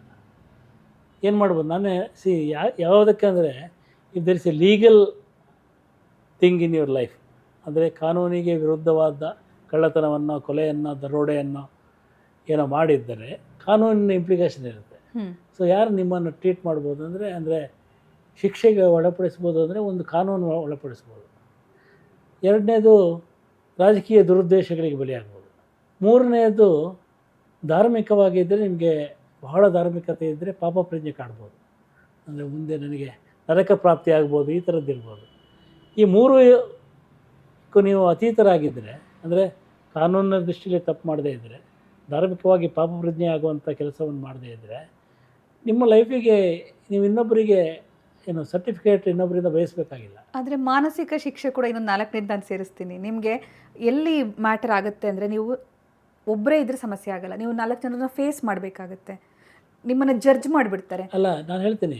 ಆಮೇಲೆ ಆ ವಿಡಿಯೋ ಅಥವಾ ಫೋಟೋದಲ್ಲಿ ಏನು ಕಾಮೆಂಟ್ ಅಥವಾ ಏನಿರುತ್ತೆ ಅದನ್ನು ಅಂದರೆ ಬಹಳಷ್ಟು ಜನ ಅನುಭವಿಸಿರೋದನ್ನ ನಾನು ಹೇಳ್ತೀನಿ. ಅಲ್ಲ, ನಾನು ಹೇಳ್ತೀನಿ ಯಾಕಾಗೈತೆ ಅಂದರೆ, ಇದು ಅದರಿಂದಾಗಿ ಡಿಪ್ರೆಷನ್ಗೆ ಹೋಗಿದ್ದಾರೆ ಸುಮಾರು. ಅಲ್ಲ, ಅದೆಲ್ಲ ವರ್ಚುವಲ್ ವರ್ಲ್ಡ್ ನಡೀತಾ ಇರುತ್ತೆ. ನಿಮಗೆ ಯಾರೋ ಒಬ್ಬ ಫೇಸ್ಬುಕ್ಕಲ್ಲಿ ಬೈದಿರ್ತಾನೆ ಇಟ್ಕೊಳ್ಳಿ, ಭಾಳ ಕೆಟ್ಟದಾಗಿದೆ ಅಂತ. ಅವ್ನು ಎದುರುಗಡೆ ಸಿಕ್ಕಿದಾಗ ಮೇಡಮ್ ಭಾಳ ಚೆನ್ನಾಗಿತ್ತು ಅಂತ. ಅಂದರೆ they are living in 2 worlds. ಆ ವರ್ಲ್ಡಲ್ಲಿ ಬೈತಾರೆ ಅವರು, ಅವ್ರಿಗೇನು ಫ್ರಸ್ಟ್ರೇಷನ್ ಇರುತ್ತೆ. ಬಟ್ ಎದುರಿಗೆ ಸಿಕ್ಕಿದಾಗ ಒಬ್ಬರು ಮಾತಾಡಲ್ಲ. ನನ್ನನ್ನು ಇಡೀ ವಾರ ಟ್ರೋಲ್ ಮಾಡಿರ್ತಾರೆ. ನಾನು ಅದೇ ಒಂದು ಕಾರ್ಯಕ್ರಮಕ್ಕೆ ಹೋಗ್ತಾರೆ, ಅವರೆಲ್ಲ ಇರ್ತಾರೆ, ಎಲ್ಲರೂ ಸಂತೋಷವಾಗಿ ಮಾತಾಡಿ, ಸರ್ ತಿಂಡಿ ಆಯಿತಾ, ಉಪ್ಪಿಟ್ಟು ತಿನ್ನೋಣ ಅಂತ ಹೇಳ್ಬಿಟ್ಟು ಅಲ್ಲಿಗೆ ಮುಗಿಯುತ್ತದೆ. ಅಲ್ಲಿ ಯಾರೂ ಮಾತಾಡ್ತಿರಲ್ಲ. ಅಂದರೆ ದಿಸ್ ಎ ವರ್ಚುವಲ್ ವರ್ಲ್ಡ್ ಇದೆಯಲ್ಲ, ಅಲ್ಲಿ ಯುದ್ಧಗಳು ನಡೀತಾ ಇರ್ತವೆ, ಅಲ್ಲಿ ನಿಮ್ಮನ್ನು ಅವಮಾನಿಸೋ ಪ್ರಯತ್ನ ನಡೀತಾ ಇರುತ್ತೆ. ಅಲ್ಲಿರೋದು ವರ್ಚುವಲ್ ವ್ಯಕ್ತಿಗಳೇ ಹೊರತು ನಿಜವಾದ ವ್ಯಕ್ತಿಗಳಲ್ಲ ಅಂತ. ಸೊ ಅದನ್ನು ಹೇಗೆ ನೋಡಬೇಕು ಅಂತ ಒಬ್ಬ ಮನುಷ್ಯ? ಅಲ್ಲ, you should look at as a virtual world. And if you want fight there as a virtual okay man or virtual woman, ಅಲ್ಲಿ ಹೋಗಿ ಯುದ್ಧ ಮಾಡಿ ನೀವು. ಬಟ್ ಇಲ್ಲಿ ಬಂದಾಗ, ಈ ಜಗತ್ತಲ್ಲಿ ಬಂದಾಗ, ಈ ಜಗತ್ತಿಗೂ ಆ ಜಗತ್ತಿಗೂ ಸಂಬಂಧ ಇಲ್ಲ. ಅದು ಈಗಿನ ಇತ್ತೀಚಿನ ಹೊಸ ಕಲ್ಪನೆ. ಈ ಹೊಸ ಕಲ್ಪನೆಯಲ್ಲಿ ಎಲ್ಲರೂ ಎರಡು ಜಗತ್ತು, ಎಲ್ರಿಗೂ ಎರಡು ವ್ಯಕ್ತಿತ್ವ, ಒಂದು ವರ್ಚುವಲ್ ಪರ್ಸನಾಲಿಟಿ, ಒಂದು ರಿಯಲ್ ಪರ್ಸನಾಲಿಟಿ. ಈ ವರ್ಚುವಲ್ ಪರ್ಸನಾಲಿಟಿಯಲ್ಲಿ ಪ್ರತಿಯೊಬ್ಬರು ನಮ್ಮ ಇದು ಹೇಳ್ದಂಗೆ ಪ್ರತಿಯೊಬ್ಬರು ನೀತಿವಂತರು, ಪ್ರತಿಯೊಬ್ಬರು ಶಾಂತಿ ಪ್ರಿಯರು, ಪ್ರತಿಯೊಬ್ಬರು ದೇಶ ಪ್ರೇಮಿಗಳು, ಪ್ರತಿಯೊಬ್ಬರು ಎಲ್ರಿಗೂ ಪಾಠ ಹೇಳುವವರು, ಮತ್ತು ಪ್ರತಿಯೊಬ್ಬರು ಬಹಳ ಏನು ಸುಸಂಸ್ಕೃತಿಯಿಂದ ಬದುಕುವವರು ಆ ವರ್ಲ್ಡಲ್ಲಿ. ಹಾಗಾಗಿ ಅಲ್ಲಿ ಮಾತಾಡ್ತಾ ಇರ್ತಾರೆ. ಇಲ್ಲಿ ಬಂದರೆ ಎಲ್ಲರೂ ಸಹಜವಾದ ಮನುಷ್ಯರು. ಎಲ್ಲ ಕಾಮ ಕ್ರೋಧ ಮದ ಲೋಭ ಮೋಹ ಮತ್ಸರ ಇದು ತುಂಬಿರೋ ಜಗತ್ತಿದು. ಇದೆಲ್ಲ ಯಾವ ಜಗತ್ತಲ್ಲಿ ಇದೆಯೋ ಅಲ್ಲಿ ಸಂತೋಷವಾಗಿದ್ದೀವಿ, ಯಾವ ಇಲ್ಲಿ ಇಲ್ಲವೋ ಅಲ್ಲಿ ಸಂತೋಷವಾಗಿಲ್ಲ, ಅಲ್ಲಿ ಜಗಳ ಆಡ್ತಿರ್ತೀವಿ. ಸೊ ಅದು ಆ ಟೂ ವರ್ಲ್ಡ್ನ ಡಿಫರೆನ್ಸ್ ಕಂಡ್ಕೊಂಡ್ಬಿಟ್ರೆ ನಿಮ್ಗೆ ಏನೂ ಆಗಲ್ಲ. ಅದು ನನಗೆ ಯಾವುದು ಹಿಂಸೆ ಕೊಡೋದಂದರೆ, ನನಗೆ ಯಾರೋ ಫೇಸ್ಬುಕ್ಕಲ್ಲಿ ಬೈದಿರ್ತಾನೆ, ನಾನು ನೋಡಿರಲ್ಲ ಅಂತ ನನ್ನ ಒಬ್ಬ ಹಿತೈಷಿಗೆ ಹೊಟ್ಟೆ ಉರಿತಾ ಇರುತ್ತೆ. ನೋಡೇ ಇಲ್ಲ, ಇವನು ನೋಡಿಲ್ಲ. ಅವನೇನು ಮಾಡ್ತಾನೆ, ನನ್ನ ವಾಟ್ಸಪ್ಪಿಗೆ ಕಳಿಸ್ತಾನೆ, ಸರ್ ನಿಮ್ಮ ಬಗ್ಗೆ ಇವರು ಹೀಗೆಲ್ಲ ಹೇಳಬಾರ್ದಾಗಿರ್ತಾರೆ, ಭಾಳ ಕೆಟ್ಟದಾಗಿ ಹೇಳಿದ್ದಾರೆ. ಅಂದರೆ his intention is to hurt me. ಅಂದರೆ ಇವನು ಹರ್ಟ್ ಆಗಿಲ್ವಲ್ಲ, ಅಲ್ಲಿ ನೋಡಿಲ್ವಲ್ಲ, ಇದು ನಂಗೆ ಗೊತ್ತಾಗಿದೆ ಅಂತ ಇವನಿಗೆ ಗೊತ್ತಾಗಿಲ್ವಲ್ಲ, ಈ ಥರದ ಭಾವನೆಗಳಿರ್ತಾವಲ್ಲ. ಅವ್ರು ತಮ್ಮ ರೀತಿಯಲ್ಲಿ ನಿಮ್ಮ ಕಡೆಗೆ ನಿಮ್ಮನ್ನು ನೋಯಿಸ್ಲಿಕ್ಕೆ ಪ್ರಯತ್ನ ಪಡ್ತೀವಿ, ತಮ್ಮ ಉದ್ದೇಶಗಳನ್ನ ಈಡೇರಿಸಿಕೊಳ್ಳೋದಕ್ಕೆ ನಿಮ್ಮನ್ನೊಂದು ದಾಳಾಗಿ ಬಳಕೆ ಮಾಡ್ತಾರೆ. ಅಂದರೆ ಕೆಲವರಿಗೆ ಅದನ್ನು ಇನ್ನೊಬ್ಬರಿಗೆ ನೋಯಿಸಿದ ಸಂತೋಷವೇ ಇರಲ್ಲ ಈ ಜೀವನದಲ್ಲಿ.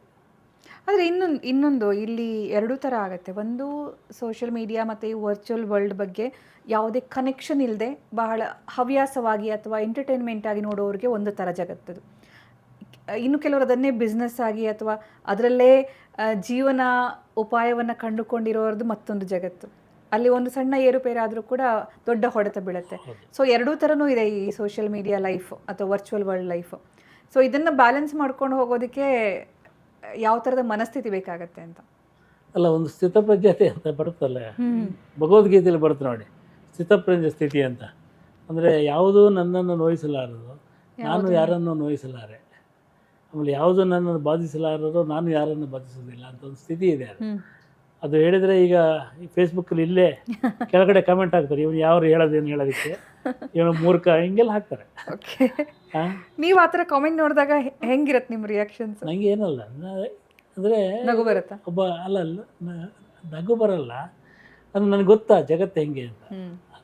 ಅದನ್ನ ಅದೇ ಆಗೋದು. ನೀವು ರಣರಂಗಕ್ಕೆ ಹೋಗಿ ನಿಂತಾಗ ಒಂದು ಬಾಣ ನೀವು ಗುರಿಯಲ್ಲದಿದ್ದರೂ ಯಾರೋ ಬಿಟ್ಟ ಬಾಣ ಬಂದು ನಿಮಗೆ ತಾಗತ್ತೆ, ಒರೆಸಿ ಹೋಗ್ಬೋದು, ತಾಗ್ಬೋದು, ಚುಚ್ಚಬೋದು, ಏನು ಮಾಡೋಕ್ಕಾಗಲ್ಲ. ಸೊ ನೀವು ಮಾತಾಡೋಕ್ಕೆ ಶುರು ಮಾಡಿದ ತಕ್ಷಣ ಅದಕ್ಕೊಂದು ಪ್ರತ್ಯುತ್ತರ ಬಂದೇ ಬರುತ್ತೆ. ನಾವು ಯಾವಾಗ ವರಿ ಮಾಡಬೇಕಂದ್ರೆ ಪ್ರತ್ಯುತ್ತರವೇ ಬರದೇ ಹೋದರೆ ದೆನ್ ಯುವರ್ ಇರ್ರೆಲೆವೆಂಟ್ ಅಂತ. ಯಾರು ಏನು ಹೇಳದೇ ಇದ್ರೆ ಇದೆಯಲ್ಲ, ಒಂದೋ ಚಪ್ಪಳ ತಟ್ಟಿ ಅಥವಾ ಎದೋಗಿ ಎರಡೂ ಮಾಡದೇ ಇದ್ರಿ ಅಂದರೆ ನೀನು ಮಾತಾಡ್ತಾನೆ ಪ್ರೆಸೆನ್ಸೇ ಇಲ್ಲ ಅಂತ ಆಗುತ್ತಲ್ಲ, ಅದು ಮೋಸ್ಟ್ ಡಿಸ್ಟರ್ಬಿಂಗ್. ಓಕೆ, ಇನ್ನು ಪ್ರವಾಸ ಮತ್ತು ಈ ಸುತ್ತಾಡೋದ್ರ ಬಗ್ಗೆ ನೀವು ಹೇಳ್ತಾ ಇದ್ರಿ. ಪ್ರವಾಸ ತುಂಬ ನೀವು ಮಾಡ್ತಿರ್ತೀರಾ. ನಿಮ್ಮ ಕಲ್ಪನೆಯ ಒಂದು ಪ್ರವಾಸವೇ ಬೇರೆ ಅಂತ ನೀವು ನನಗೆ ಎಕ್ಸ್ಪ್ಲೈನ್ ಮಾಡಿದ್ರಿ. ಆವಾಗ ನಾನು ಯಾವ ಜಾಗಕ್ಕೆ ಹೋಗ್ತೀನಿ ಅನ್ನೋದಕ್ಕಿಂತಲೂ ನಾನು ಯಾರ ಜೊತೆಗೆ ಹೋಗ್ತೀನಿ ಅನ್ನೋದು ನಂಗೆ ಬಹಳ ಮುಖ್ಯ ಆಗುತ್ತೆ ಇತ್ತೀಚೆಗೆ ಅಂತ ಹೇಳ್ತಾ ಇದ್ರಿ. ಅಂದರೆ ಈ ಯೋಚನೆ ಬರೋದಕ್ಕೆ ಏನು ಕಾರಣ?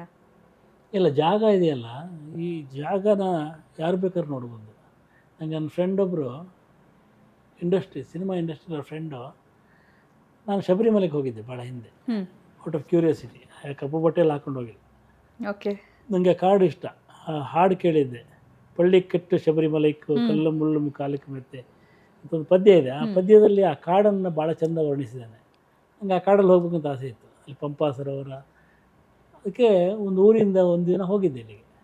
ಅದು ಆಗ 18 ಕಿಲೋಮೀಟ್ರ್ ನಡಿಬೇಕಿತ್ತು, 18-19 ಕಿಲೋಮೀಟ್ರು ಕಾಡಲ್ಲಿ ನಡ್ಕೊಂಡು ಹೋಗಿ ಬಹಳ ಅದ್ಭುತವಾದ, ನನಗೆ ಇವತ್ತು ಆ ಕಾಡಿನ ಜ್ಞಾಪಕ ಇದೆ ಕಣ್ಣು ಮುಂದೆ.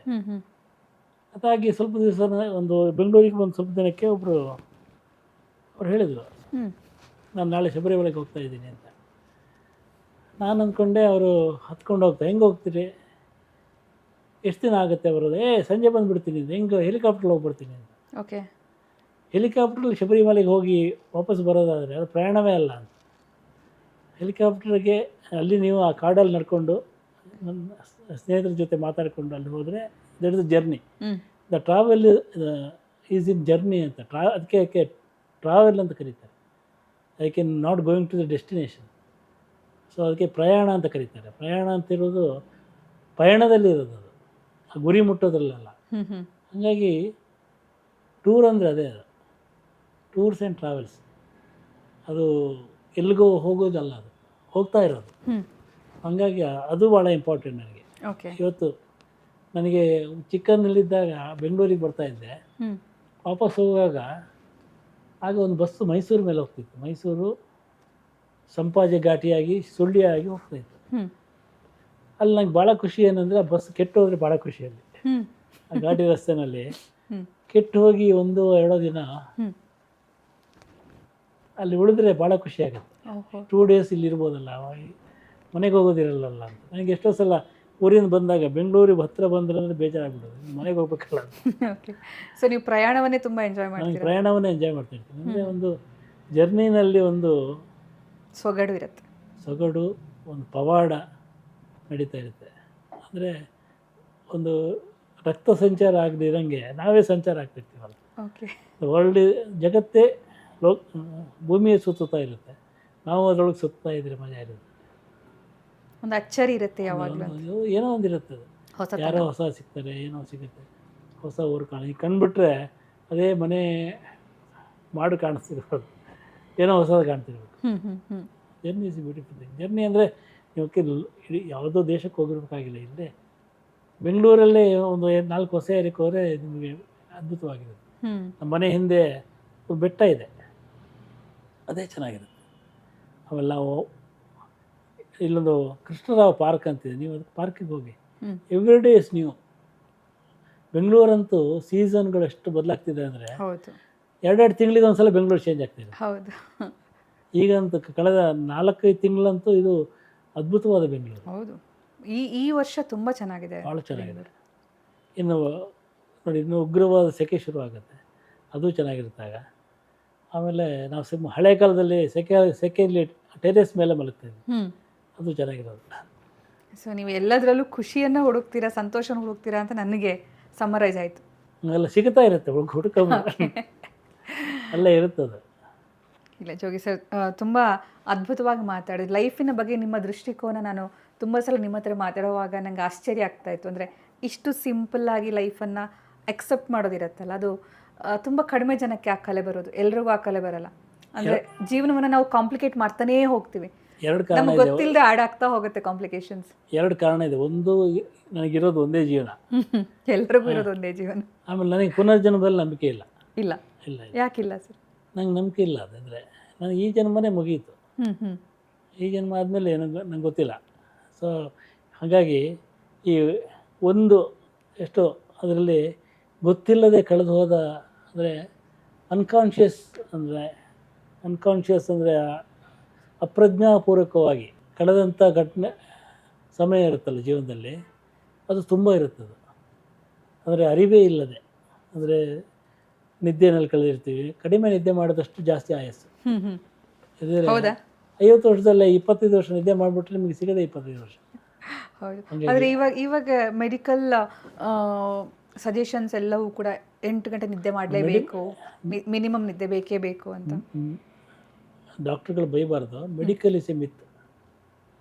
ಓಕೆ, ಮೆಡಿಕಲ್ ಅಂತ ದಟ್ಸ್ ನಥಿಂಗ್ ಕಾಲ್ಡ್ ಮೆಡಿಕಲ್. ಅಂದರೆ ಈ ದೇಹಕ್ಕೆ ಏನು ಬೇಕು ಅಂತ ದೇಹನೇ ನಿರ್ಧಾರ ಮಾಡಬೇಕು. ನೀವು ಹೊರಗಡೆಯಿಂದ ಏನಾದ್ರು ತುಂಬಿಸ್ಕೊಂಡು ಹಾಳು ಮಾಡಿಕೊಂಡ್ರೆ ಹಾಳಾಗುತ್ತೆ ಹೊರತು, ಅದರ್ವೈಸ್ ಅದಕ್ಕೆ ಗೊತ್ತಿದೆ ಏನು ಬೇಕು ಅಂತ, ಎಷ್ಟೊತ್ತು ನಿದ್ದೆ ಮಾಡಬೇಕು ಅಂತ ಬಾಡಿಗೆ ಗೊತ್ತಿದೆ. Don't dictate your body. ಯಾರೋ ಬೇರೆಯವ್ರನ್ನ ಡಿಕ್ಟೇಟ್ ಮಾಡಿದರೆ ಅವರು ನೀವು ಮಾತು ಕೇಳ್ಬೋದು, ದೇಹ ಕೇಳಲ್ಲ, ಅದು ರೆಸಿಸ್ಟ್ ಮಾಡ್ತಾ ಇರುತ್ತೆ. ಹಾಗಾಗಿ ನನಗೆ 3 ಗಂಟೆ ನಿದ್ದೆ ಸಾಕು ಅಂತಿದ್ರೆ, ನಾನು 3 ಗಂಟೆ ಆದ ತಕ್ಷಣ ಎಚ್ಚರ ಆಗಿಬಿಡುತ್ತೆ. ನೀವು ಆಮೇಲೆ ಮಾತ್ರೆ ತಗೊಂಡು ಪುನಃ ಹೊದ್ದುಕೊಂಡು ಮಲಗಿ, ಅದು ಬಾಡಿಗೆ ಹಿಂಸೆ ಕೊಡ್ತಾ ಇರ್ತೀರ ಅದು.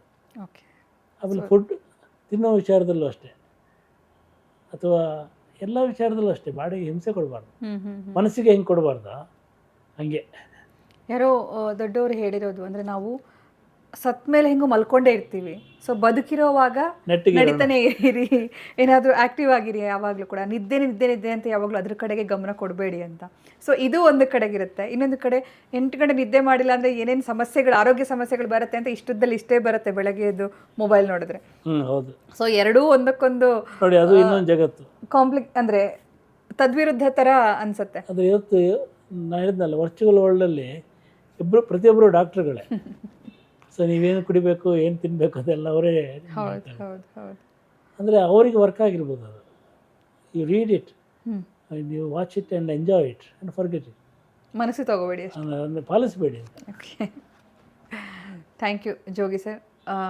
ಇಷ್ಟೊತ್ತು ನಮ್ಮ ಜೊತೆಗೆ ಮಾತಾಡಿದ್ದಕ್ಕಾಗಿ, ಆಮೇಲೆ ಸುಮಾರು ವಿಚಾರಗಳನ್ನು ಮುಕ್ತವಾಗಿ ಹಂಚಿಕೊಂಡ್ರಿ, ಸುಮಾರು ಆಯಾಮಗಳನ್ನು ಕೊಟ್ರಿ ಲೈಫಿನ ಬಗೆಗೆ, ಯೋಚನೆಗಳ ಬಗೆಗೆ, ಆಮೇಲೆ ಜೀವನವನ್ನು ನಾವು ಹೇಗೆ ನಡೆಸಬೇಕು, ನಾವು ನಮಗೆ ಎಷ್ಟು ಇಂಪಾರ್ಟೆನ್ಸ್ ಕೊಡಬೇಕು, ಬೇರೆಯವ್ರಿಗೆ ಎಷ್ಟು ಇಂಪಾರ್ಟೆನ್ಸ್ ಕೊಡಬೇಕು, ನಮ್ಮ ಲೈಫಿಗೆ ಎಷ್ಟು ಇಂಪಾರ್ಟೆನ್ಸ್ ಕೊಡಬೇಕು, ಬೇರೆಯವರ ಪಾತ್ರ ಎಷ್ಟಿರಬೇಕು ನಮ್ಮ ಜೀವನದಲ್ಲಿ ಅಂತ ಬಹಳ ಅದ್ಭುತವಾದ ಸಜೆಷನ್ ಕೂಡ. ಯಾಕಂದರೆ ತುಂಬ ಈಗಿನ ಒಂದು ಲೈಫ್ ಸ್ಟೈಲಿಗೆ ಬಹಳ ಮುಖ್ಯವಾಗಿ ಬೇಕಾಗಿದ್ದು ನಮ್ಮ ಜೀವನವನ್ನು ನಾವು ನಿರ್ಧರಿಸಬೇಕಾ, ಬೇರೆಯವ್ರು ನಿರ್ಧರಿಸಬೇಕಾ, ಸಮಾಜ ನಿರ್ಧರಿಸಬೇಕಾ, ಅಥವಾ ಈ ವರ್ಚುವಲ್ ವರ್ಲ್ಡ್ ನಿರ್ಧರಿಸಬೇಕಾ ಅನ್ನೋದು ಬಹಳ ಗೊಂದಲಮಯವಾಗಿ ನಾನು ಸಾಕ್ತಾ ಇರೋ ಟೈಮ್ ಇದು.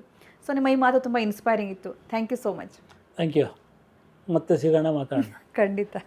ಮತ್ತೆ ನೀವು ಬರೀರಿ, ನಿಮ್ಮ ಪುಸ್ತಕ ನಾವು ಓದ್ತೀವಿ, ಬರೀತಾ ಮತ್ತೆ ಸಿಗೋಣ, ಇದ್ದೀನಿ, ಒಂದು ಹೊಸ ಮತ್ತೆ ಪ್ರವಾಸ ಹೋಗೋಣ.